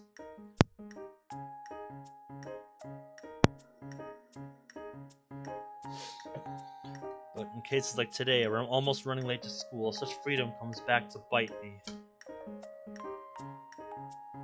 Just can't decide. There's so many different hairstyles I could go with, each one with their own unique appearance and feel. Like say how a ponytail could be seen as a cute hairstyle, letting your hair wrap around you in a soft coil, while a braid exudes a more reserved and caring personality. The care a girl takes in braiding her hair can also be seen in how she treats those around her. And buns are just the cutest. Or well, a single bun is more casual, an easy way to keep your hair out of the way. When you form 2 hair buns, it turns from casual into ultra cute. Oh, I'm really going off on a tangent, aren't I? Yeah, but somebody seems to be having fun listening to this tangent of yours. Quite the hair enthusiast yourself, aren't you, Monica? Anyway, back to the mod. Just pick a hairstyle and go with it, Ems. Come on, it isn't that hard. I guess this one will do. Settling on a hairstyle for the day, I finished getting dressed. Not bad. Yeah, this one will do. As I sling my book bag and head out the door, I contemplate what bold new direction my life might perhaps take as of today. I like the moving clouds in the background there. It's a nice touch. Hi, Monica. Why did I just see you for a split second? My classes drift by in a haze of words and images of a white ribbon. I look back and forth at the clock. The dismissal bell should ring right about now.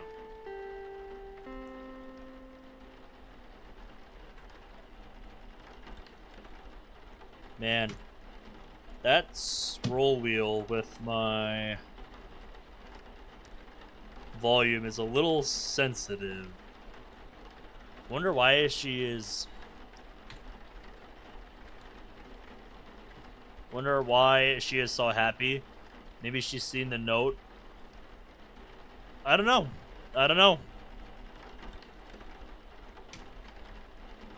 A mixture of excitement and nervousness at what's about to come builds in me.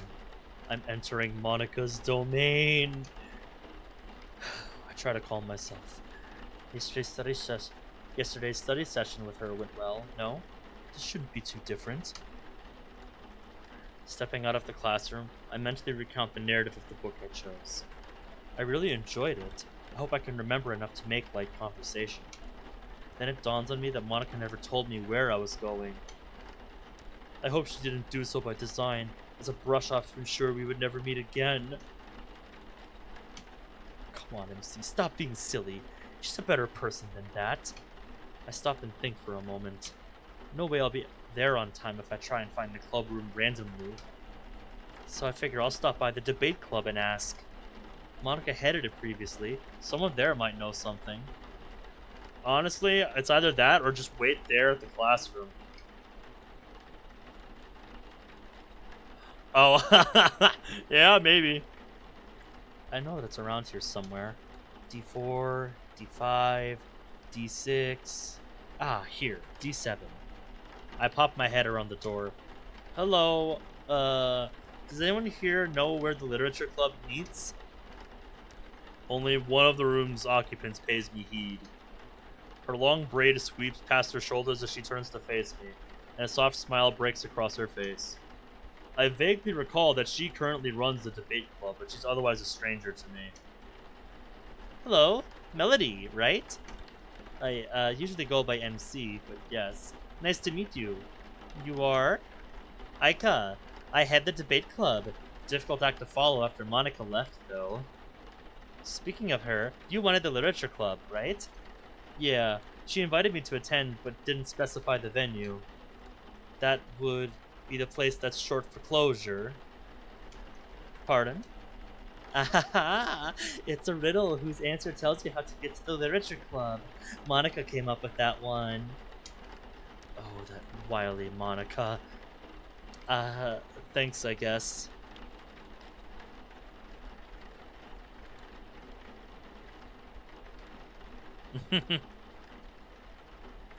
That's short for closure. Yep, I remember this riddle. My mind is a whirl to try to make sense of what she's just told me.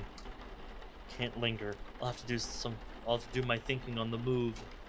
I've got a dash. Have yourself a nice club session, Aika. Enjoy yours, too, if you ever find it.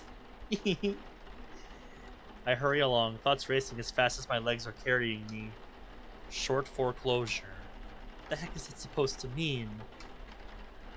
Might this have something to do with the D block? We're going to be temporarily closing that part of the school for renovations pretty soon. It's worth a try. Tearing down the stairs leading into D block, I barge into its only classroom currently in use. Receive dirty looks from all those in detention. I beat a hasty retreat. Evidently I was wrong. Take a second to reconsider the riddle, and... Oh. Short foreclosure means shorthand for shutting something down. The keyboard to shutting down a computer or program is Alt F4. Oh, Monica. You tricky, tricky girl. Long last, here we are. F4! On the board! I can hear a familiar voice emanating from within, which confirms the solution beyond all doubt. Taking a moment to compose myself, I knock on the door and enter. MC, you made it! I'm so glad. MC. It's nice to hear my nickname again. It's like too many people have been calling me that old name lately. I hardly... Reminds me of the witch who gave me that name. The number of people who remember my real name dwindles with time, thankfully. So it's been less and less of an issue as time's gone on. Only Amelia's managed to really get away with it. Well, people who've known me for a while, which really only includes Amelia. Oh! There's a fresh face here! Hi, Yuri!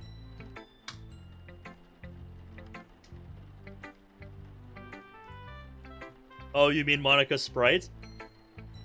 Yep, I think the sprites for this mod are completely unique. It's made specifically for the mod.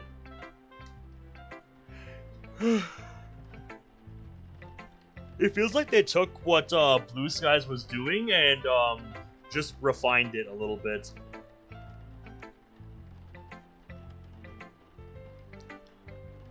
Oh, that's Yuri, Kiro Yanagi? Kuro Yanaji? Kuro Yanaji? From my class, right? Interesting. I didn't think I'd see her here, though she strikes me as the type to be interested in literature. It's a shame I've never really talked to her before. That would have been a fantastic icebreaker. Who are you? Nobody said there'd be a new arrival. She looks strongly familiar, but I can't quite place it. The armband represents the... I stand there and gawk. Sort of the sight of so many pretty girls standing right before me, but at who the last of them to meet my eyes is. Sayori? What I haven't... Melody? Uh-oh. These two have some history, don't they?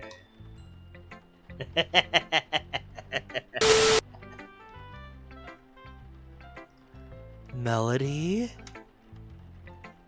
Sayori whispers it, completely inaudible, but it's unmistakable. She said, my name. Time seems to stand still as we regard one another, and a multitude of emotions churn within me.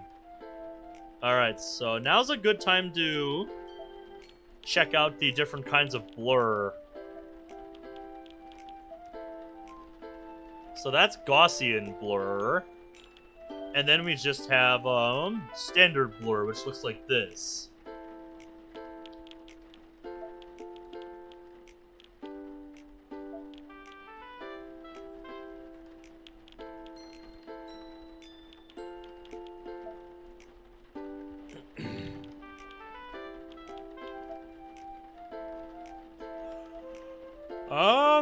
So we'll try out Gaussian for a bit. Let me know if you like the default blur more, though, and we can change it.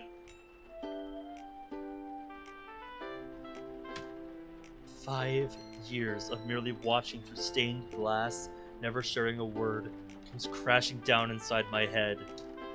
Sayori, my childhood friend, from whom I drifted apart. Could it be fate that has reunited us here?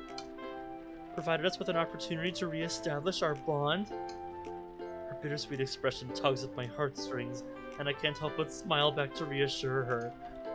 My happiness at stumbling upon her is genuine, and I want to show her that. You like this one better?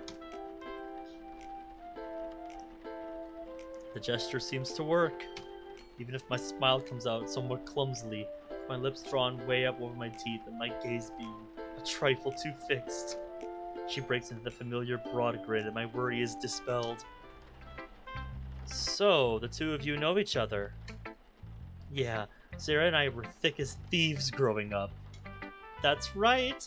And now that she's here, things can go back to the way they used to be. Maybe you can tell us a hilariously awkward story or two about Sayori then, MC. Oh, that face on Sayori's face is priceless. That look on Sayori's face is priceless. She's like, no, no, no, no, no, no, no, no, no, no, no, no, no. Or maybe you could tell us a hilariously awkward story or two about her instead, Sayori. She's definitely the type to embarrass herself. Natsuki, we shouldn't be telling any tales, pulchritudinous ones emitted from our pens. What in the world is that? Pulchritudinous. Oh, however you say the word. However you say that stupid word. Can't you cut it out? No! Because she is Yuri. And big words are what Yuri does. Because Yuri is complex. Sophisticated. But words such as those help show how refined our language is. Fancy schmancy, whatever. You... Guys, that's enough. I have to agree. Please stop. Oh, she started it? Yuri seems to remember that I'm here and flusters. I'm so sorry, Natsuki. I shouldn't have said that.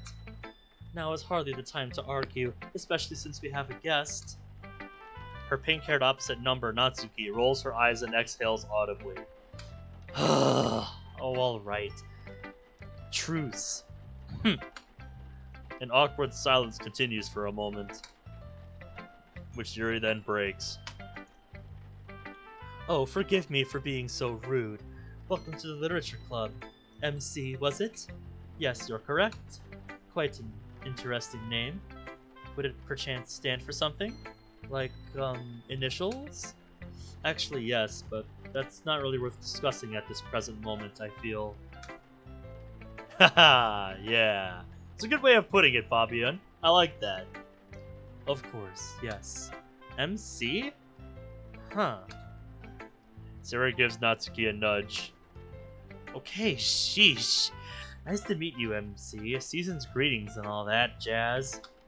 That's more like it, Nat.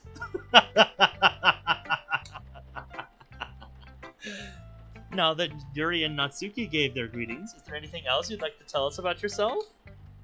I feel an embarrassed blush tinge my cheeks. Well, my name isn't a mystery to you anymore, so I'll dispense with that. I'm almost certainly nowhere near as accomplished a writer or as voracious of a reader as any of you, but I do have my moments. I've digested some prominent works of literature along with the odd manga title. I do okay at English, or so Monica tells me, and I'm always keen to improve, as well as to get to know everyone here better. Rest assured, we're all eager to know you better too. Manga, huh? I guess I might not mind you joining us after all. Is that a common interest? Hark! Is that a common interest I detect, which I could use to break the ice with Natsuki further? Why, yes! Why, yes it is! Do you like it when I do that voice, Monica? Do you find it amusing? Alright, I'll get back to the mod. I'll definitely have to get back to that. The same goes for me, MC. The regular classroom setting hasn't given us much of an opportunity to do that, so perhaps this more intimate environment will. The significance of Yuri's words dawns upon me as I take them in. She's right, you know. Come to think of it, we actually do share the same classes.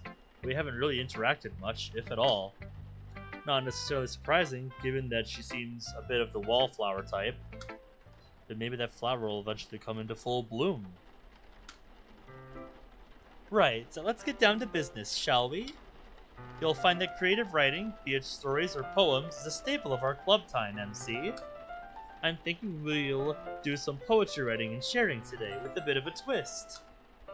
We'll randomize our poems after writing them, then leave each other to work out who wrote what. That way we'll gain a greater appreciation of each other's writing styles, as well as create an additional get-to-know-you exercise for our new member. Sounds good to me. Wonderful. Perhaps we can settle on a common theme of some kind? It might make things interesting. I like that idea. It'll save us having to think too much about what to write. Or save me having to think too much about what to write at any rate. Natsuki is amused.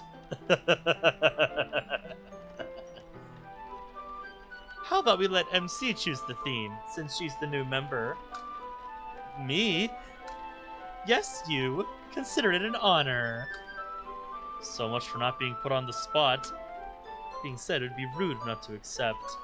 Plus, this might be my opportunity to shine. Ah, me. The things I do for a fair face.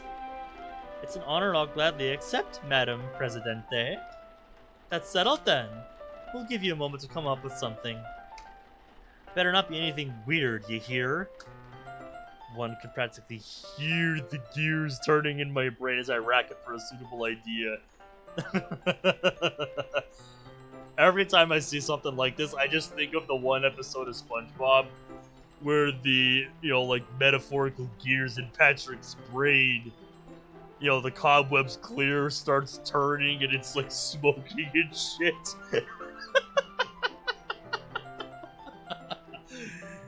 It's working! work! I can't even do it with a straight face. Hey, I see you over there. I love me my SpongeBob bits. I just can't do them with a straight face most of the time.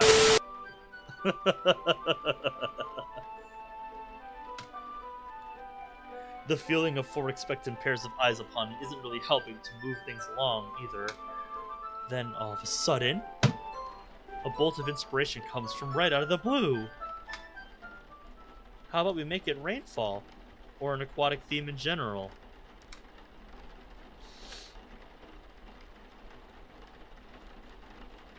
I blink. Twice. Are my eyes deceiving me, or does everybody look a tad unenthusiastic now?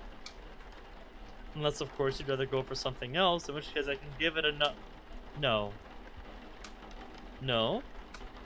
No, as in you don't have to suggest an alternative. It's all good, MC. We'll run with this, won't we? There's a low murmur of assent from the rest. And with that, all the girls shuffle off to different desks and get to work. How odd. I wonder what's gotten into them. Can't wonder for too long, though. It's time for me to get cracking as well. Wait. Was it too unoriginal? Oh, it's raining outside. Let's write about rain. God damn it, Mel, you dumbass! Way to make a good impression. As I put pen to paper, I inwardly thank the heavens for the literal brainstorm. More CG work! And my favorite little piece to use for the undercurrents thumbnail. Sarah was right, having a guiding theme does make things far simpler. Yeah, more often than not, the hardest part is getting started. Once you know what you want to do, the rest is easy. It practically writes itself. The ink flows from the nib as I move it across the blank surface, like droplets forming a river, which then meanders its way into the sea. Slowly but surely, my poem takes shape along similar lines. Once I was stable, comfortable in my living, content with all that I had, never needing something new, till the vast watery expanse beneath the sky met my eye, its call echoing irresistibly in my head, promising the greatest, the richest of rewards, if I would venture its void of blue. So my bags are now packed. I'm prepared to leave. My loved ones, all I've bade farewell, aboard my grandfather's rickety ship. I cast forth into the choppy swell.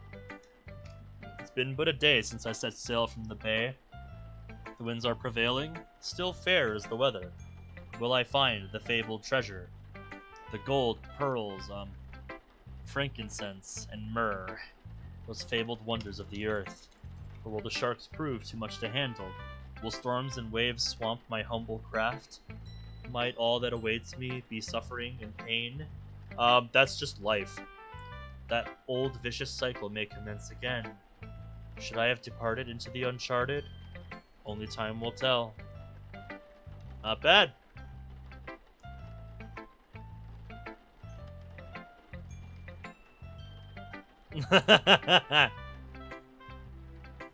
It's funny because Mel here was actually Monica's math tutor yesterday. I reckon it's alright, even if I do say so myself. Wait a minute. Is that what's happening?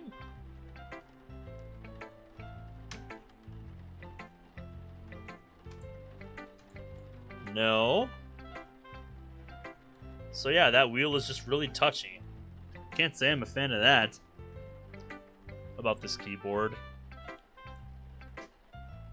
Hopefully the others share the same opinion. Well, at least one of them in particular, to whom my gaze presently drifts over to. Of all the girls, Yuri really seems to be having the most difficulty proceeding with her poem writing. I find this ironic considering she was the one who suggested we stick to a theme in the first place. For several moments, it seems as though she can barely even look down at the paper before her. She anxiously shifts in her seat, brows knitted, lips pursed. She finally puts pen to paper, the strokes are hesitant, jerky. I'm on the verge of rising to my feet and walking over to ask her if she needs help. She abruptly rips up the paper and tosses it aside. The unexpected noise makes everybody flinch, myself included. Sorry. Natsuki snaps her head around and scowls, but holds her tongue upon seeing how uneasy Yuri looks. I think I speak for the entire club when I cautiously ask, "Is everything alright, Yuri?" "It's nothing, MC. I'm fine. Just give me a moment." "Hold on, I need to check something." Nice. Yes! Yes, you! I want to see what all the portraits look like. Leave me alone! Eyes closed, Yuri takes several deep breaths to steady herself, to focus, before producing a fresh sheet and leaping right back into it. Still not all that fluidly, but far better this time around. I stand down and observe as she finally completes her task. When she's done, she looks up at me and flashes me a small smile. It seems slightly forced. Also of note is the fact that she isn't so much as briefly looking back upon what she's written, as if she can't bear to do so, as if the result isn't entirely to her satisfaction. But I can't do so much else but to take her at face value, lest I come across as intrusive. Perhaps it was just a bit of writer's block. We can only hope. And as for not being entirely satisfied with what's been committed to paper, what author hasn't been there, really?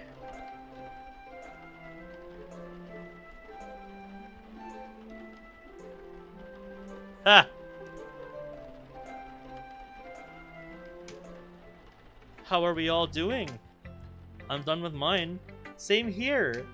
Nothing to it. Not my finest effort, but I think I did adequately given the constraints I set for myself. I swear I have the best club members. So supporting, so sporting, so talented. Alright, let's divvy up our poems and start guessing who's written what. With that, she collects our sheets of verse. Carefully folding them to keep their contents concealed, she shuffles them once, twice, thrice, before handing them back to us at random. I unfurl and carefully scrutinize what I've received. Who might its creator be? Ah, Natsuki. From whence do you come, you little drops of rain, streaking like shooting stars across the window pane? Your pitter-patter mimics jabber, playfully initiating a chat. We're having a blast on this side of the glass. Why aren't you having fun on that? Oh, if I could, my friends. If I but had the means to that end. They won't let me walk, won't let me play, won't let me go outdoors today.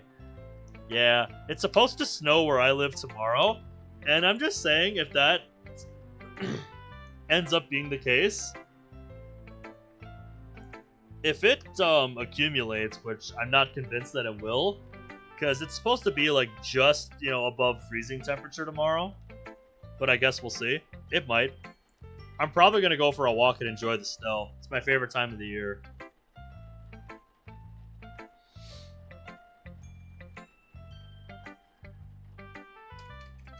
My books and toys are under lock and key. Who knows when they'll be returned to me? All I have right now are vague memories of simpler, happier times. A dwindling treasury. Lacking most diversions, there isn't much else to do but gaze out the window, wishing I was free like you.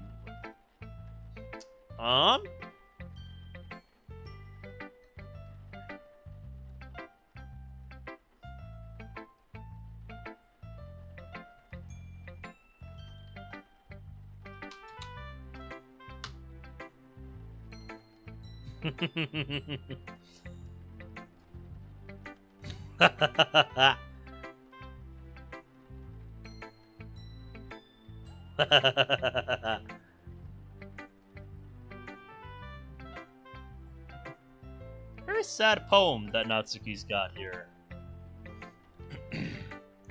Reminiscent of how she feels at home, presumably. Who wrote? Gee, I wonder. Wow, you did it. I know you're writing, silly head. Huh. Beginner's luck really is a thing, I suppose. Oh, Natsuki. Melody might be new here, but I am no beginner. I am a seasoned veteran of this game at this point. Do you know how many mods I have played, Natsuki? The urge to refute Natsuki's statement is irresistible. I'm not gonna have my success dismissed as a mere fluke. Drawing myself up to full height. Not really difficult given how petite she is by comparison. I say in my best sagely tone. In my experience, there is no such thing as luck. Excuse me. Is that a fact now? Then enlighten me, oh wise one. Just how did you figure me out as the author? Well, come on already. I haven't got all day. It's the way you speak. Huh? Yeah, you know, direct, to the point. Never using 6 words or great big bombastic terms where 3 or fewer ordinary ones will do. And that manner of speech is reflected in your writing. A deceptively simple style that's actually very succinct. That still manages to paint an effective picture. I don't know if you cooked that up on the spot or what. Even if you did, I have to admit, that takes talent of sorts. If nothing else, you might just do well at improv verse or open mic. Thank you. You'll find, once you get to know me better, that I'm more than just a pretty face. Natsuki gives me a derisive snort. Don't get too much of a big head about this, alright? But she's smiling as she says so. I can't help but chuckle. The rain comes to an end. And with it, so does the poetry game. It's a testament to the girls' experience as literature aficionados that they managed to correctly identify my poem almost right off the bat. Sure, the reception towards my writing is favorable on the whole, and I'm grateful for that. Every bit as good as what you showed me yesterday. Poetry and storytelling. Quite the all-rounder, aren't you? New horizons, fresh vistas, full of exciting possibilities. Themes that make for an inspired piece. Looks like you found your voice as an author too, Melly. I'm so glad. It's not bad, I guess. Could be a little lighter on the fancy schmancy wordplay, but otherwise not bad. Their ability to pick me out just like that, as well as their nuanced critiques, leaves me humbled. If I can eventually become half as good as them in those departments, perhaps I'll be able to properly fit in and call myself a worthy member. Perhaps. But regardless, Monaco appears to have something else in store for us now, so I prick my ears up and pay attention. That was a fun little diversion, wasn't it? Look at that. Look at that. The gang's all here. Like I said, this might be the most elaborate history screen I've ever seen in a mod.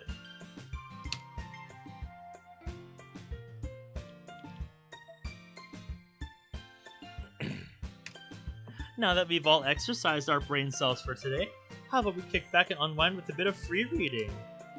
The others collectively nod, and I'm more than amenable myself. Everyone moves off to their own sections of the club room. Now that Monica has let us off to read, my mind wanders to Yuri. Sitting quietly at a desk with her nose buried in her Poe volume. Our shared taste in reading material leads me to think that she and I might be able to bond further. Yep, so it appears we have chosen Yuri route. Plus, her poetry was beguilingly dark. I'd like to see more of that enchanting darkness peek out from beneath her soft exterior. Not too much, though. That gentle demeanor is rather cute. Speaking of cute, the way she intermittently twirls a lock of her hair as she reads. Absolutely endearing. I go to my bag and retrieve my copy of The Black Cat. I think it's an easy bet that she reads it too. She's read it too. She's a fan of the Gothic. Discussing it, therefore, should be the perfect icebreaker. I move over towards her, admiring how deeply engrossed she is in her tome. Her eyes trained steadfastly on the pages, as if willing herself to be transported into whatever magical world lies within.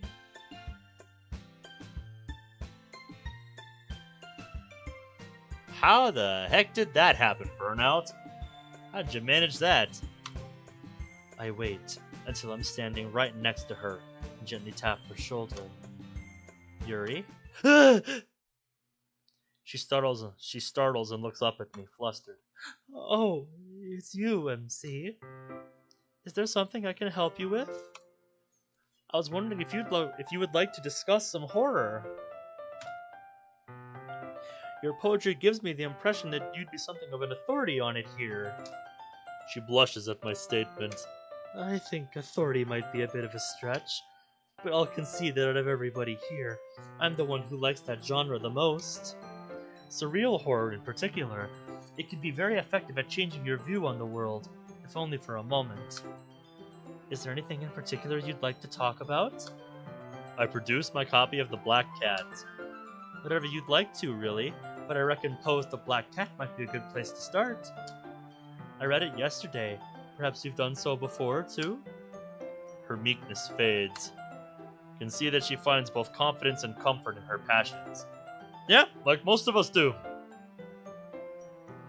You get me talking about some of my favorite franchises, and yeah, I can sit here all day and talk with you about that. I'm familiar with that one, yes? Bingo! I find it such a haunting story, such a stark commentary on guilt, morality, and the human condition in general. Ah, yes. More CGs. But we haven't even left the room yet. Are you imagining yourself in this position with me someday, able to discuss books that you've read? Oh, she's giving me that side look like, oh yes I am, and you know that for a fact, boy. Someday I need to acquire some of the books that you have read in there. Someday I need to acquire some of Monica's favorites. Yuri's speech and tone have undergone a dramatic change. Her words now fluent and precise, as if she was knowledgeable on this topic, discussing it many times before. I am captivated. Do go on, I'm all ears. The narrator commits some truly unspeakable acts of violence. His pets, his wife, all of them suffer terribly at his hands. He professes guilt and shame after the fact. And yet, his immediate impulse is to solve the problem by removing what he perceives to be the source of his guilt, his victims. I stare at her, impressed by her insightful observation. You're absolutely right. It's classic projectional behavior.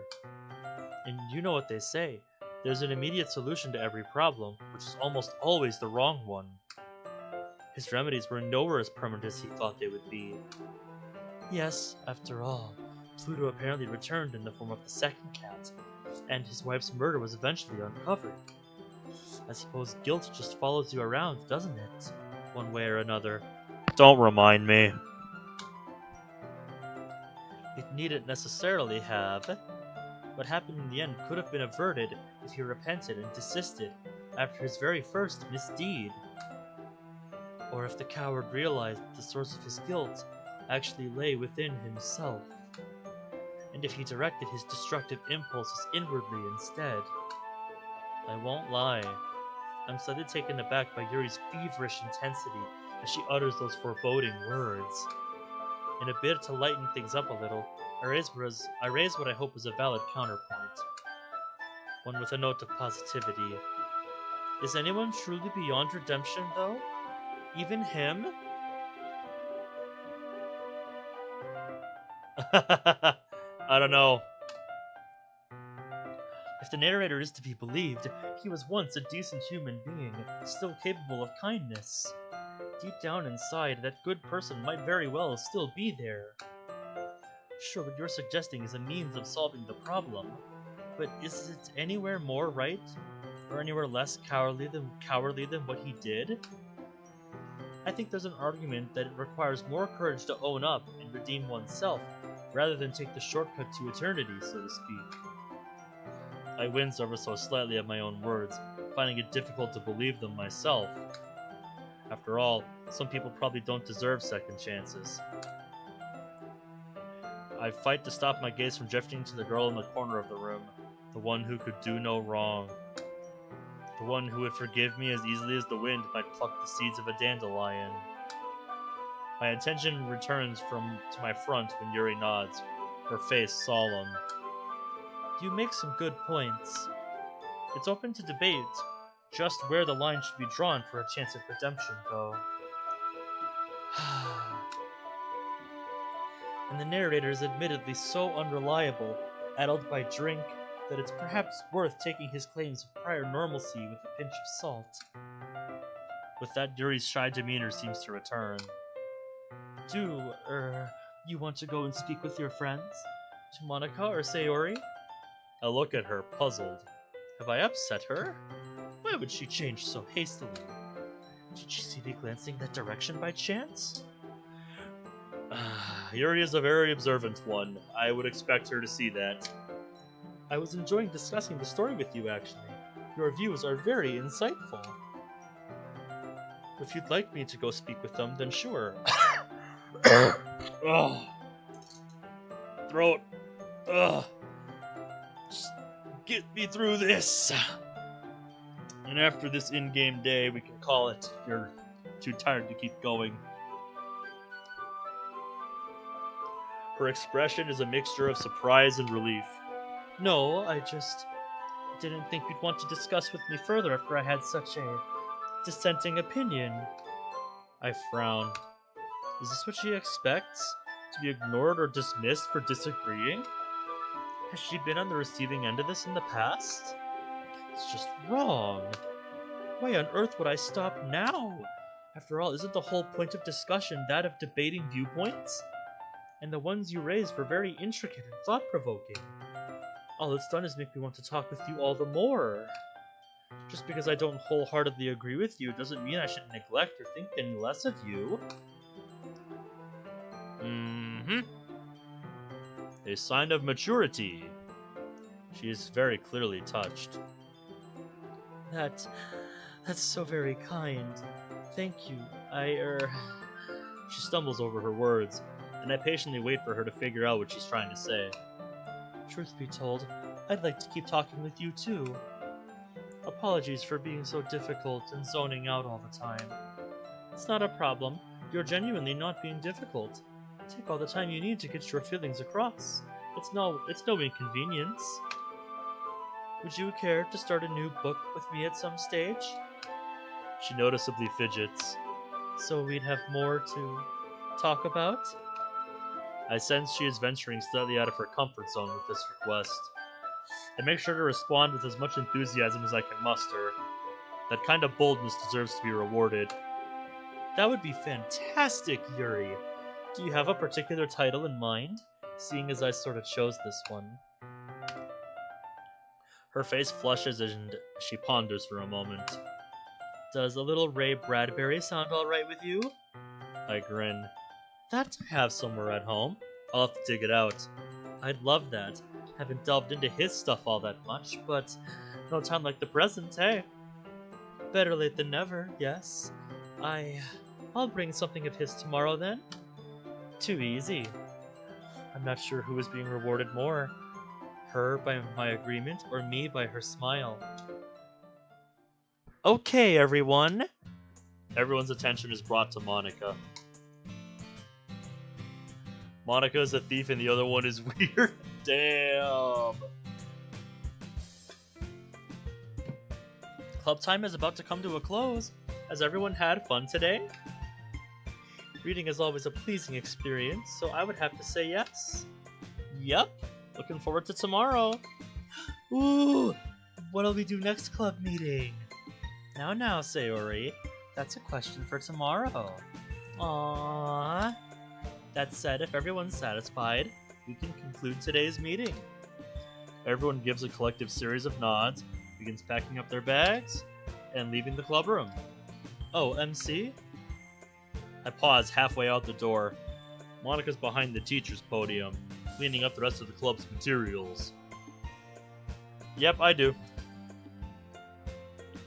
Yes, Monika? Take care. Hey, that's my line. Monika smiles and waves. Smile and wave, boys. I return her gesture and leave the club room. Changing fate. Take action? It's glitching up.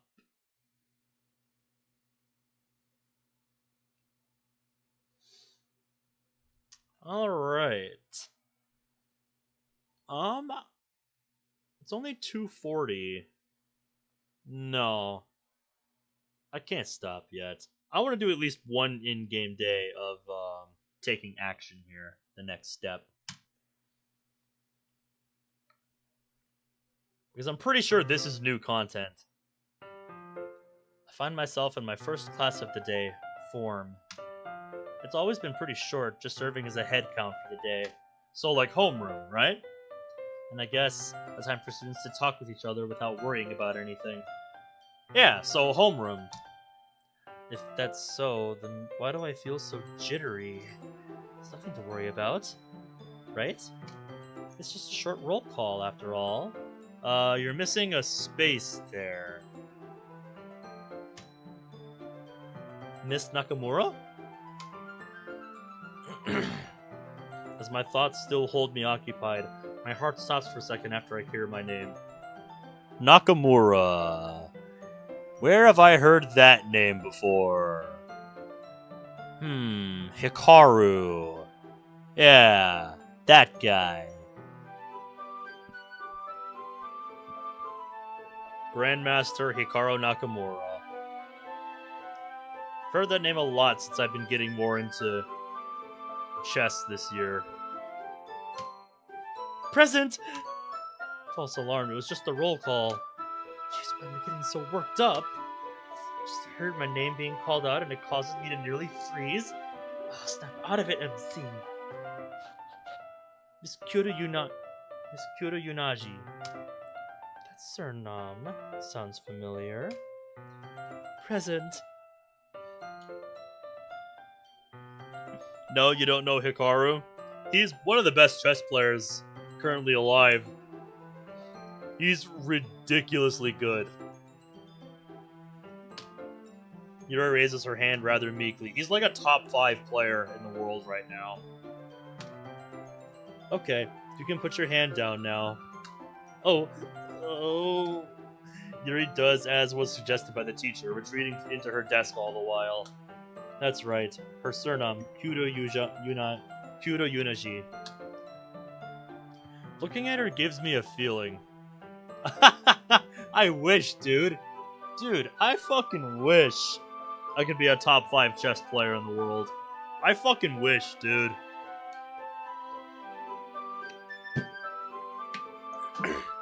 I'm an enthusiast of the game, but I'm nowhere near that level. Besides, my last name doesn't even start with a N, so that wouldn't make sense. But what is this feeling? This daydreaming I'm doing, I should stop before it gets out of hand. Maybe I'm just tired? Yet, I only feel that way when I'm looking upon Yuri. Roll call soon comes to an end, and right after... Miss Kyoto Yunaji. Yes? Yuri perks up from her desk, almost having the same reaction I did. I guess she wasn't expecting to be called on twice. What is... Mr. Taro wanted me to remind you that you forgot your book in his classroom yesterday. The lab, if you might recall. Oh, I did. How careless of me. Yuri awkwardly chuckles. The teacher stares at Yuri.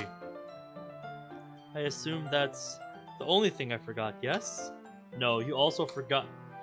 I apologize. You are correct, Miss Kuda Uniji. I forgot. It was a small joke. I meant to try and lift your spirits, Miss Kuda Uniji. Oh, thank you. She gives a small nod before taking out one of her other books and burying her face behind it. Anyhow, the teacher continues to call on other students, telling them various things for the day.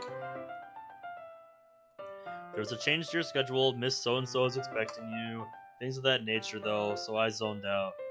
Though I soon zoned out. My attention instead was focusing back on Yuri again, lifting her spirits. As I go deeper and deeper into my thoughts, I notice something. Is Yuri staring back at me? I think that answers your question, boy. Or sorry, Madam Melody. God. I have to get used to this being a mod where FemC is the protagonist. I'm still getting used to that. Yuri is staring back! Our eyes quickly meet and I quickly dart to look elsewhere. Ah, you have the protagonist seat. Just like that, my heart is racing again. Just it was only moments ago. The rest of form goes as expected, and soon enough... Well, there is the bell, everyone. Have a good day today. The teacher leaves the classrooms, giving us some time to ourselves. I go to grab my copy of The Black Cat so that I can reread it while I wait. But I find myself pausing halfway. Yuri is also slow to the uptake, only now putting down her book and noticing that the teacher has left. Oh! She hurries to get out of her seat, but in doing so almost trips over her chair. Without thinking, I find myself rushing over to her. Yuri, are you alright? She carefully readjusts herself, looking at her now empty desk. Yes, I'm alright. Just let's say delve too deep into the world of my book. Yuri, please be careful. I don't want you getting hurt. Oh. Yuri hides her face behind her book once more. I take a glance at the book in question to see what she was reading. Something wicked this way comes. All I can think of when I see that is the SpongeBob reference. Something Squidward this way comes. This one sounds oddly familiar. I've definitely heard the name before. Yuri puts down the book in question, then looks behind me. I follow her gaze, landing on my empty desk, next to another desk, also empty. Let us continue this discussion over there, perhaps? Okay. We both walk over to my desk, pushing the neighboring desk over to connect, then pushing out the chairs. Yuri places her bag down, as do I, then both of us take our seats, sitting side by side. So, you were referring to my book, yes? She gestures to the book in her hands. I nod. Yeah, I feel like I know it from somewhere. What is it about? Well... Would it surprise you if I said this was a Ray Bradbury book? His style here is somewhat similar to Edgar Allan Poe's The Black Cat. That's right, we discussed that yesterday. I hadn't forgotten, I just didn't put the name to the book. Yuri then pauses, eyes widening. You asked what the book was about. My apologies. The story is focused around a town of strange happenings. From a carnival covered in smoke to a merry-go-round going in reverse. That is to say, of course, I have only just started reading it. I thought it would only be fair. You know, so that we may both experience it together? Yuri looks at me through her bangs again, this time looking not as nervous as she usually is. Though maybe I should have waited until we both had the chance to read it together first. My apologies.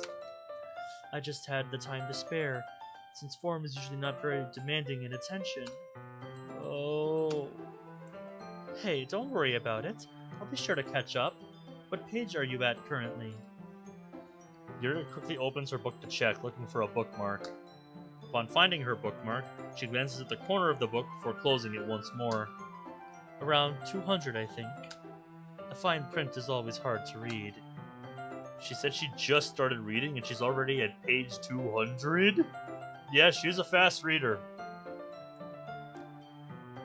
What about not again? Don't worry, I'll reach that in no time. We'll be able to talk about it, right? Even if I don't feel bad. You don't need confirmation to start doing your own hobbies after all.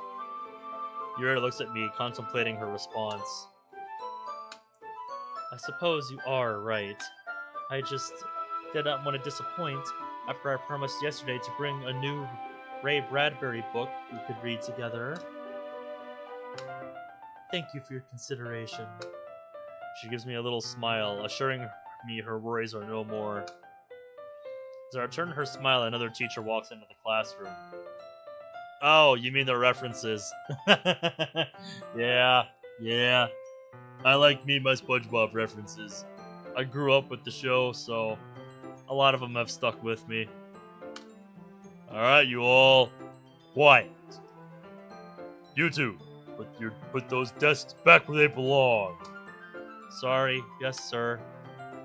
Both return the desks to normal positions, then sit back down, with Yuri opting to sit in the once empty desk still next to me. Well, no one else was using it, so I guess it's fair game.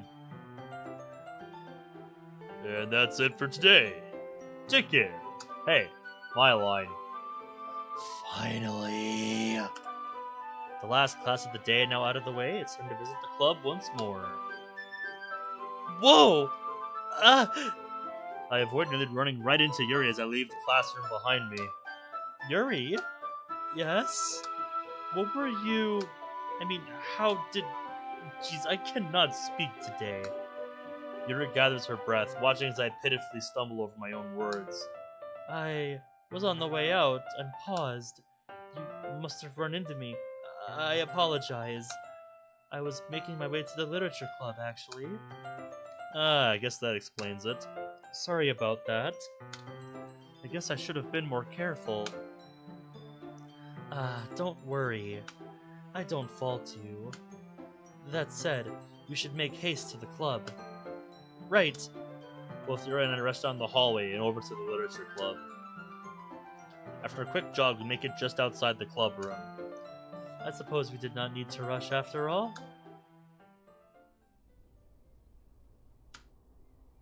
FemC?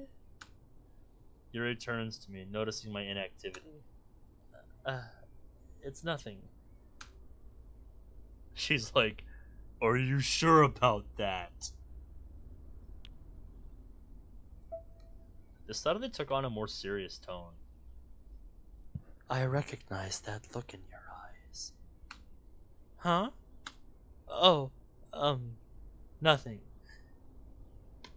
That don't sound like nothing, Yuri. You know things.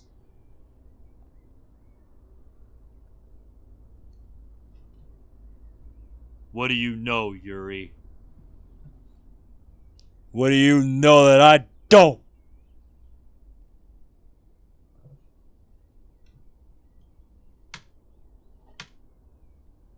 I was just saying, well, if something is bothering you, perchance you'd be willing to,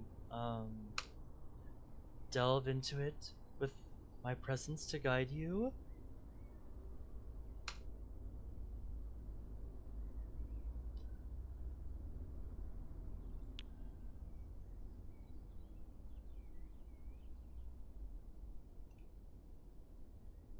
That's a fancy way of saying something. I only just met Yuri yesterday, although we've always shared a few classes together. Is it alright for me to tell her? Maybe she'll understand? She seems the shy type, so... Well, remember how I said that Siri and I met before? Yes? Truth is, I've been a little uneasy. I knew Sayori for a long time, but... Oh, excuse me. I blame the food I had before stream. You felt uncomfortable approaching her? We were separated for multiple years. I can't bring myself to... Yuri processes the information I've provided her. The stare she gives me is rather uncomfortable.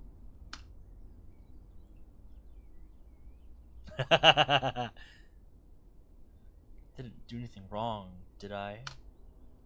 While judging you would prove me a hypocrite. I believe you should try to get along with her again. The pained tinge of uneasiness will go away the more you combat it. If you meant tinge or ting.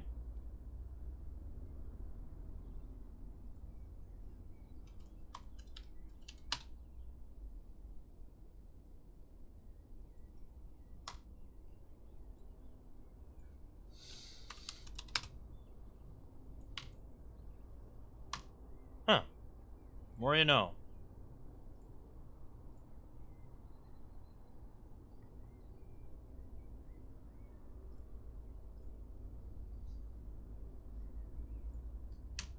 On the other hand, allowing it to comfort you and stay within your comfort zone will only make it worse.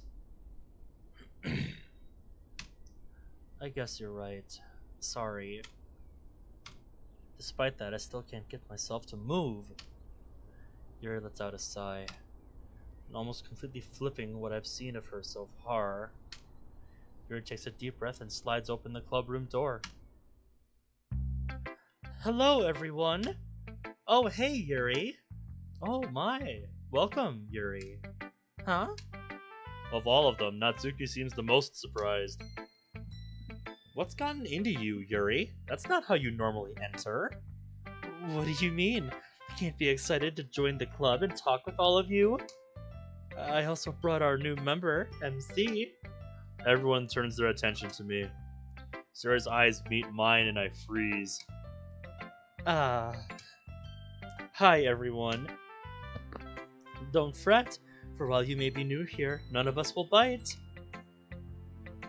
Yuri's really going the extra mile, huh? Oh dear.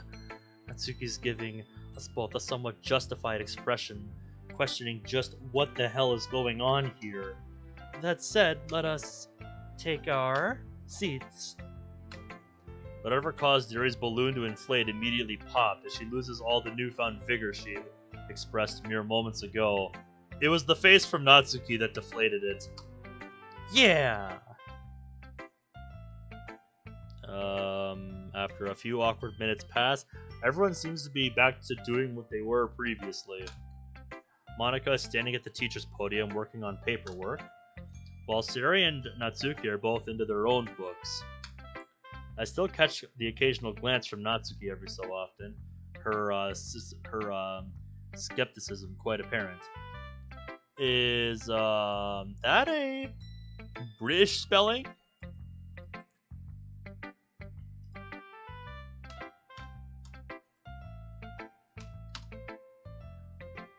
No, YouTube chat says it is... That's just not a thing. That's just not a spelling. So that's supposed to be a K, not a C, for skepticism.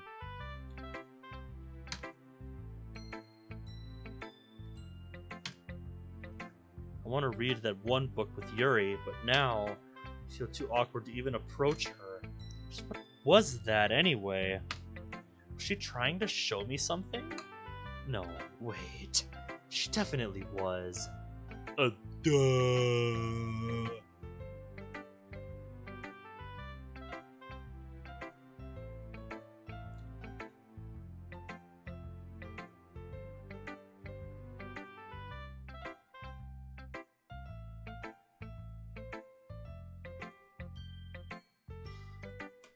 She broke character to show me that I can do that too. I look over at Yuri, who catches my glance. Instead of retreating back to her book, she maintains eye contact. before looking off and barely pointing from behind her book. Yep, she's nudging her head towards Sayori. She's like, go on, do it.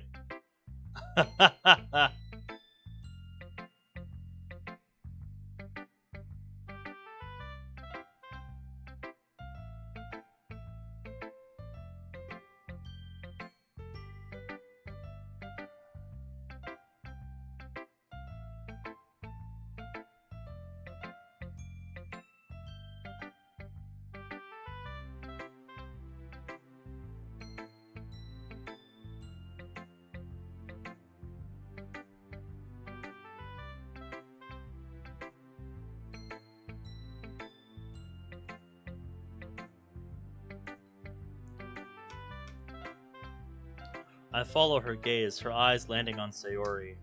I guess Yuri really is trying to help, huh? Albeit the way she did so was definitely weird, but I walk over to Sayori, tapping her shoulder. Huh? She turns, noticing me. Oh, hey, Melody! Melody. Hey, nice to see you again. I muster a smile. Yeah, you too! Want to sit together? Yeah. She pulls one of the nearby desks closer to hers, then pats the chair. I sit down. Just as I do, Sayori wraps her arms around me tightly, placing her forehead on my shoulder. Sayori? You were nervous, weren't you? I don't know why, but Yuri was acting kind of weird earlier. Then I saw you and it kinda clicked, you know? Huh? No, wait, you got the... No, silly, I know what I said. You wanted to hang out with me! She parts the hug, returning my smile. Thank you, Melly. Yeah, Melly. Now that's something I haven't been called in a long time.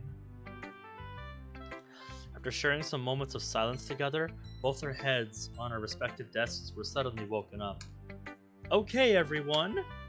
Now that we've settled ourselves in for the day, I was thinking of a club activity we could do. Given this is the literature club, I was thinking, why not read poems and interpret their meanings? Huh? Yuri's head perks up as well, curious like the rest of us. Sayori sitting next to me is giving Monica her full attention. Well, every piece of literature can have multiple interpretations, correct? And while most people would settle on the status quo, would it not be fun to share our own thoughts on various poems?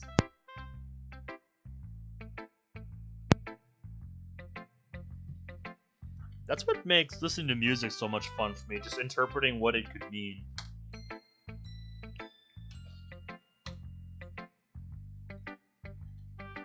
I'll get back to the mod, but I saw you rolling your eyes just a second ago.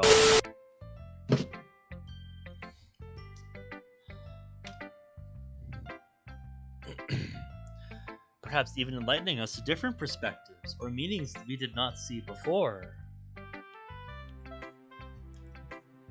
So, I'm in! She raises her hand, eager as always. I guess it could be pretty neat. I agree. Writing is all about sharing our own stories and perspectives, after all. FemC? She turns towards me, as does everyone else. Huh? Well, I do admit it sounds like a pretty nice idea. Then it's settled. For this, you can split up into groups or work on your own, however you like. Come end of the club meeting, we will share our findings. She takes out a stack of papers from a nearby printer, straightening them out on the teacher's desk she's sitting behind. She then hands them out to each of us, 3 different poems. Turn to Sayori. Well, Sayori? Sayori? Is she pretending not to hear me? I know! Why don't you work with Yuri? Huh? But we were... Nuh-uh. Yuri helped you out earlier, didn't she? So you should help her in return.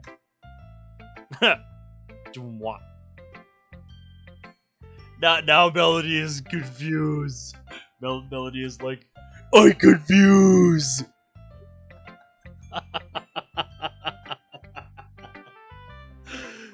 She's like, but Yuri, try help Beep. Beep. You. Now, you want me to go back, Yuri? Oh, I'm confused. I suppose she is right from a certain point of view, but I can't help but feel a little disappointed. Alright, I will. Yeah. I'll still be here if you need me, Bard.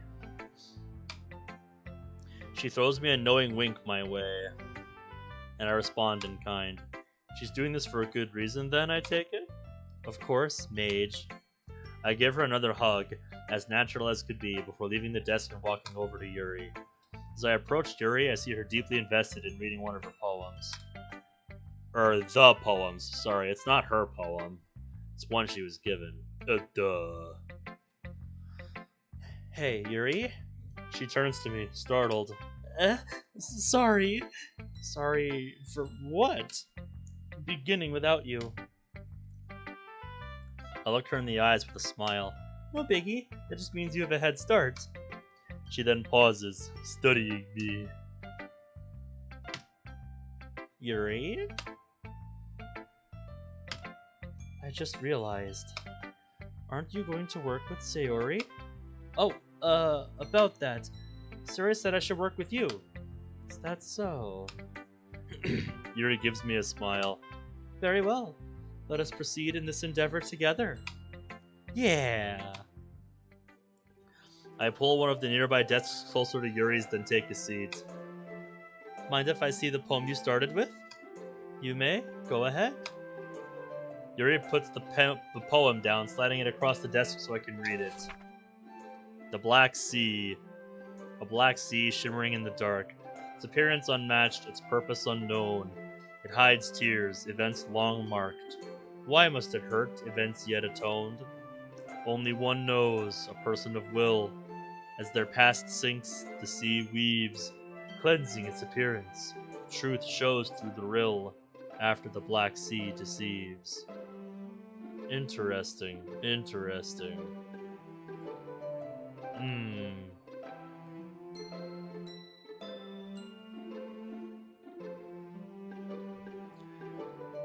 I'm really not the right person to do any kind of analysis here.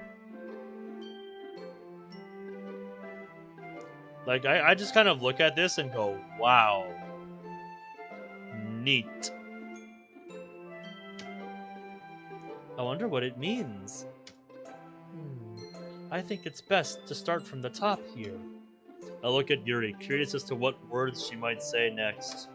Considering her experience, she will likely decipher this in no time. A black sea shimmering in the dark. I think the author meant this. While the sea can't be looked through, during our darkest hours, it makes itself apparent. Huh? Why didn't I think of that? I know why I didn't, but what makes you say that? Yuri turns her head towards me with a slight smile. When something shimmers, what does that usually mean? That it reflects light? No, not in a literal sense, but figuratively. See, this is why I suck at analysis. I think too literally about things. Oop. Who done pinged me? Oh!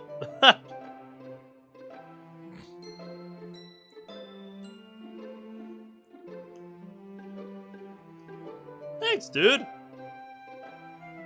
I don't know where you found it, but it feels very appropriate for this mod. Very neat.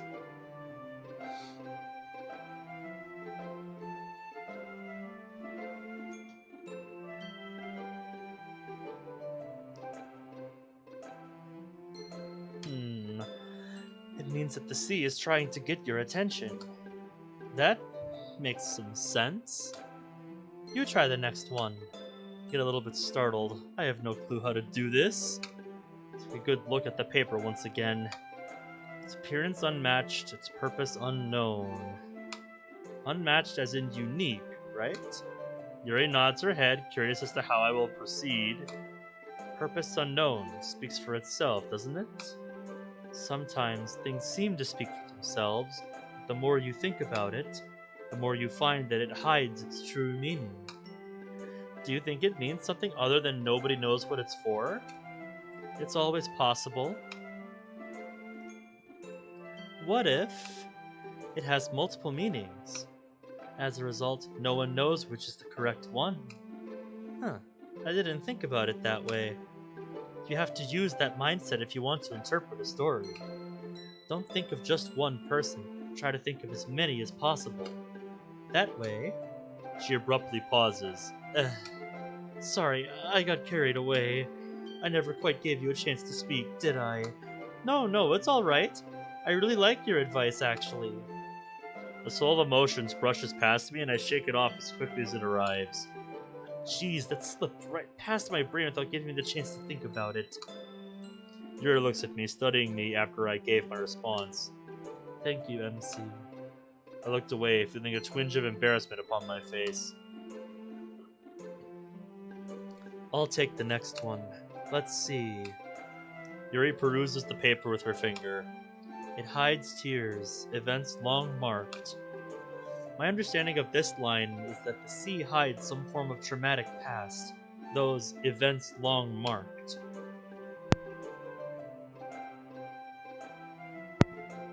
What if it hides how people feel about said trauma? Given how dark it is, it would be hard to notice what's underneath after all, which could tie in with how it's trying to be noticed. True. I suppose we agree on it being about the past. That one isn't hard to figure out. But where did those tears come from?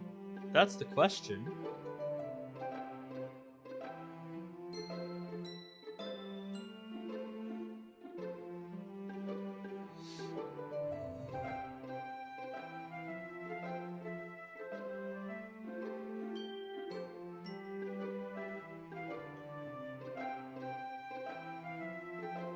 That would be great for memes chat, what you just sent me.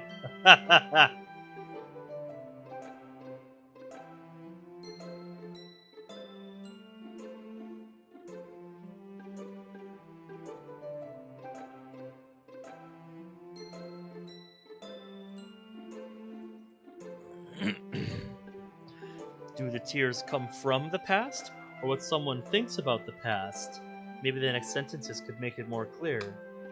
Yuri, meanwhile, seems to be deep in her own thoughts.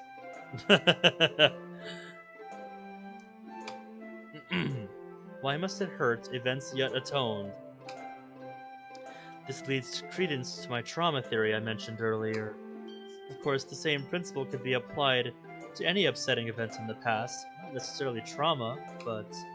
Yuri takes a breath, in and out. I do much of the same before continuing.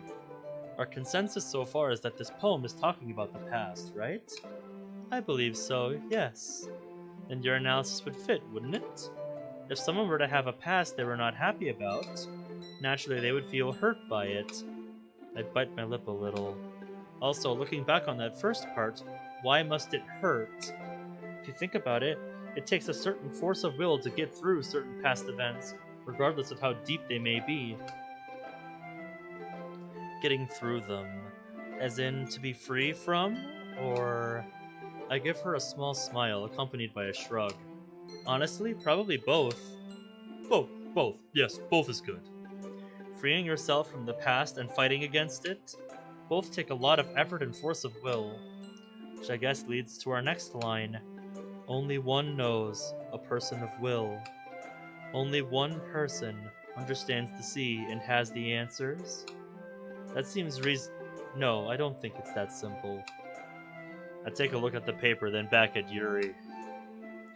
Not that simple, huh? What do you mean? If the sea hurts everyone, and everyone can have a force of will... Her eyes widen in realization, as she confidently takes in a breath. I believe I understand. Oh?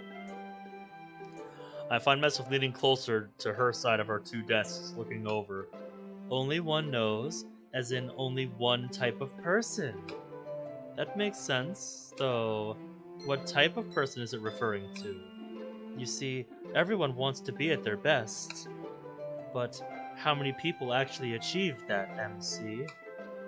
I briefly mull over the question. I mean, practically anyone would want to achieve the most they can. The odds of that actually happening? Not to mention how we often have to fight with ourselves. Some people can have lofty ideals that need to be brought back down to earth, while others, well, yeah, she's definitely got a point. I don't think someone can be their best. Everyone changes daily, and so does their definition of best. In other words, to answer your question, no one? That's one way of looking at it, but very few people actually overcome their fears. Even if you believe you aren't afraid of something, that just means you don't think about your fears. But when faced with them, it can make you freeze, caught in the headlights like a deer, pale as can be. It's rather uncanny, this one. That is true. Oh, and I didn't mean, Yuri stumbles over herself. It's really nothing, just an observation of mine. Don't pay it any mind, please. Yuri then lets out a small sigh. As we were discussing... Ah, right. It takes the right kind of mindset to overcome the past. And not everyone has that mindset, that experience that taught them how to treat the past. That sort of person is a rarity. Someone you'd be hard-pressed to come across in your life. Yes, I believe so. There seems to be something on Yuri's mind, something more she wants to say, yet I can't quite make out what. Hey, Yuri. She seems surprised, stepping out of whatever she had in her mind. Huh? Do you want to take a break, or... Thanks for your help. You've really got a knack for this, you know? No, I'm... She clasped her hands over her chest. I'm only a novice. A real expert would have finished this already. Oh, I don't think it's humanly possible to do it better than this. Now you're just trying to cheer me up. I let out a sigh of my own. Seems like her self-esteem isn't that easy to pull up compared to others. Alright, I'll take the next one. As their past sinks, the sea weaves. I'm guessing this means sinking, as in, the past is fading away. Correct so far? Then this one isn't that difficult. As you resolve your past, whatever the sea contains changes. You're improving, MC. I am. Yuri nods, a melancholic expression on her face. She then falls silent, contemplating something. Yuri? Why were you staring at me earlier today? Shit! She noticed and definitely didn't forget. I was, daydreaming. Oh, I thought it was something else. She looks away for a minute, probably collecting her thoughts. Excuse me. Where were we? Cleansing its appearance, truth shows through the rill. Ah, it's as I thought. As the water clears, or in other words, the past, it all becomes clear. Then the question is, how does it fit in with the last sentence? What was it called? Stanza. The last stanza, yes. After the Black Sea deceives.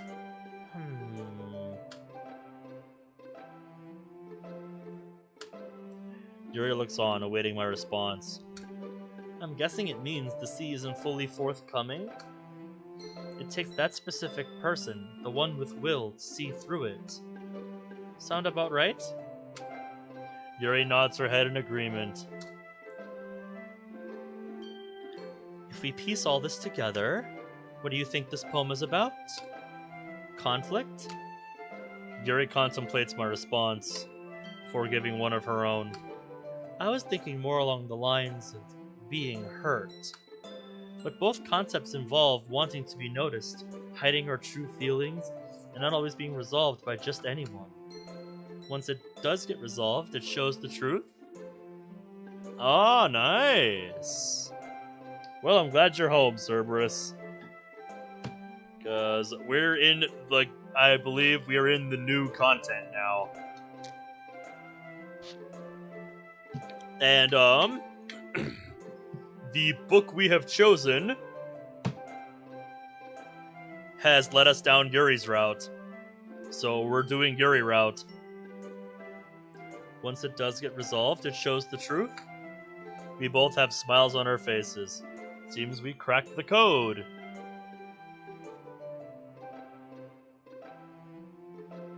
Ah, nice. This went well. Thank you for your help, MC. No, thank you for helping me. I don't read poems very often, you know? She nods. Do you want to go on to the next one? Oh, geez, that's right. We have 3 more after this one. Oh, I don't mind if you want to stop for now. No, as long as we do this together, it'll be worth it. We continue on to the next poems, taking us as much time as that first one for every one. Despite the slow pace, we both enjoy it, being together and learning our views on each subject. Looks like that's all of them. Woo! Yes, it was quite tough, but we did it. We stare at each other, finally having the time to talk to each other about non-poem related things. So, how did the poems go, you two? I nearly jumped back out of my chair as Monica leans into my view. Monica has that effect on people.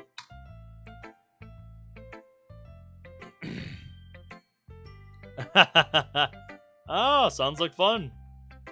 I look forward to it. You okay, MC? Sorry for the jump scare. Her ability to dissect a poem may soon rival my own.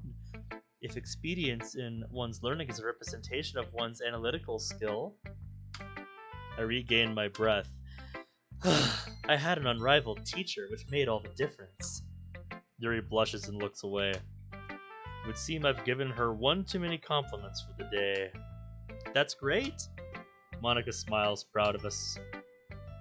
She then turns her attention back to the classroom as she speaks. I hope everyone had fun today. Does anyone want to talk about their poems? Should I volunteer? Wait, no. Yuri seems tired. I don't want her to overdo herself. On the other side of the classroom, loud chair movements can be heard. We'll go, right, Sayori? Ah, so that's who Sayori ended up working with. Alright, step up, you two. When they step up, Natsuki dissects one of their poems in a great, exaggerated voice. It's almost as if she's trying to prove herself that she and Sayori are a duo not to be messed with lightly. I know I should pay attention, but I whisper to Yuri. Hey Yuri, do you want to get to know each other better tomorrow? Huh? Quite all of a sudden. Why? How come? I give her a little smile. I just thought it would be fun. Alright.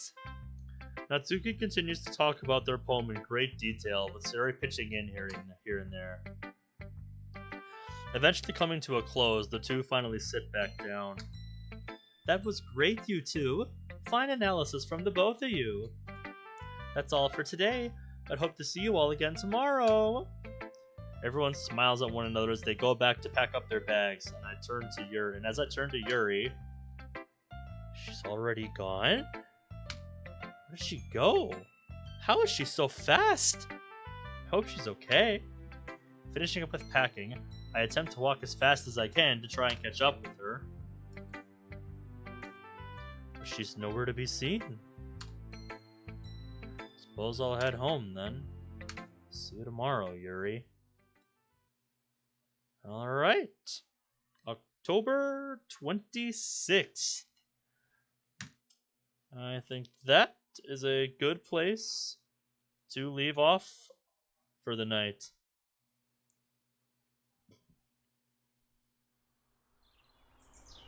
Ooh. We got the window open this time. Very nice. But yeah, I think that is where we are going to leave things for next time.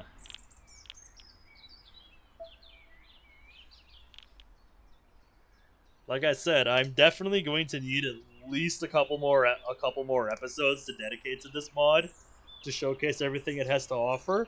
So we have a lot to look at here. These guys have been hard at work making a new demo for this mod. And yeah, it shows because comparing the content from Undercurrent's the first demo to this one, like, it's not close. There's a lot more stuff to look at. So yeah, pretty interesting stuff. I have to say, like, the story I don't think is too crazy so far, but I'm sure that will change as we get further into it. What really blew me away, though, with this mod, and Cerberus, I don't remember if you were here when we first launched this mod, but yeah, the menu is nuts. Like, this is going for like its own unique style here. Like, this is doing everything it can to stand out, dude. This mod is something else, man. Like, seriously. This is what you call a goddamn modification. It's got its own style going on. Completely reworked menu here. And then we got the config here. We got a bajillion save slots here. And then check this out. You got the little rotating things here that follow your mouse around. Got a bunch of this stuff here. You can replay the opening if you want, which has actual voice acting. There's some stuff that's not yet implemented yet, but presumably will be in the final game. We can see, we can review our CGs in the gallery here, which is neat. And then we have little breakdowns of all the characters here. And we've seen some of the other characters. There's still 2 we haven't met yet.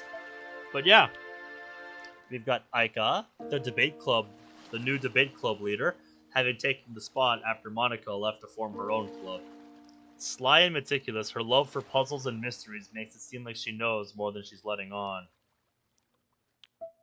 Amelia, fiercely loyal but surprisingly closed off, she holds something of a past herself, something she would prefer to keep to herself even on the best of days. Unfortunately, she's rather inexperienced in comparison to her friend, a naive streak which may become her undoing. We still haven't met you yet. And then we have Kaito. Kaito is a weed, poking out from the grass wherever he's least expected, and spreading his seeds to all who might play ball. His natural habitat has him stringing along 3 or 4 partners at once, typically until they either catch wind of the others until he grows bored of them. But the eyes he once had for 2 girls, the first he grew to seriously see as more than objects, still seems to linger in the back of his mind. Yeah, we haven't seen much of him yet, but he does not make a good first impression. And then we have whoever this guy is. So yeah, there's some really neat stuff here. And yeah, a lot of stuff in the settings here. And it has some unique keybinds. Although I don't know why they got rid of the H key to hide the text box. Just feels like an unnecessary change in my opinion.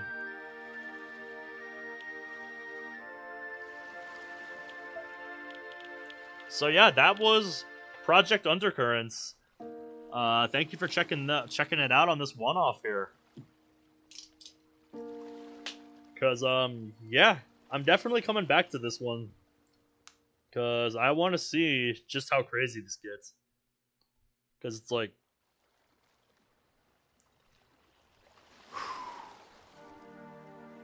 yeah, we got something here.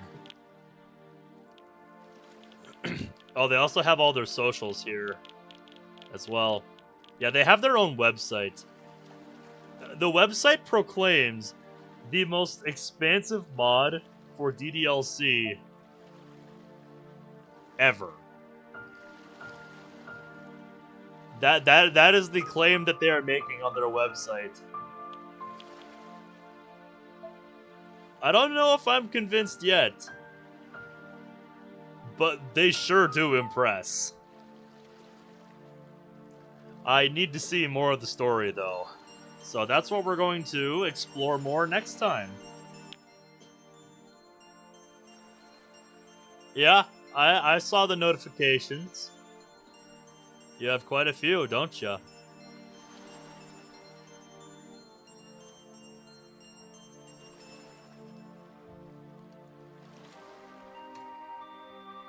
Monty's giving you the look.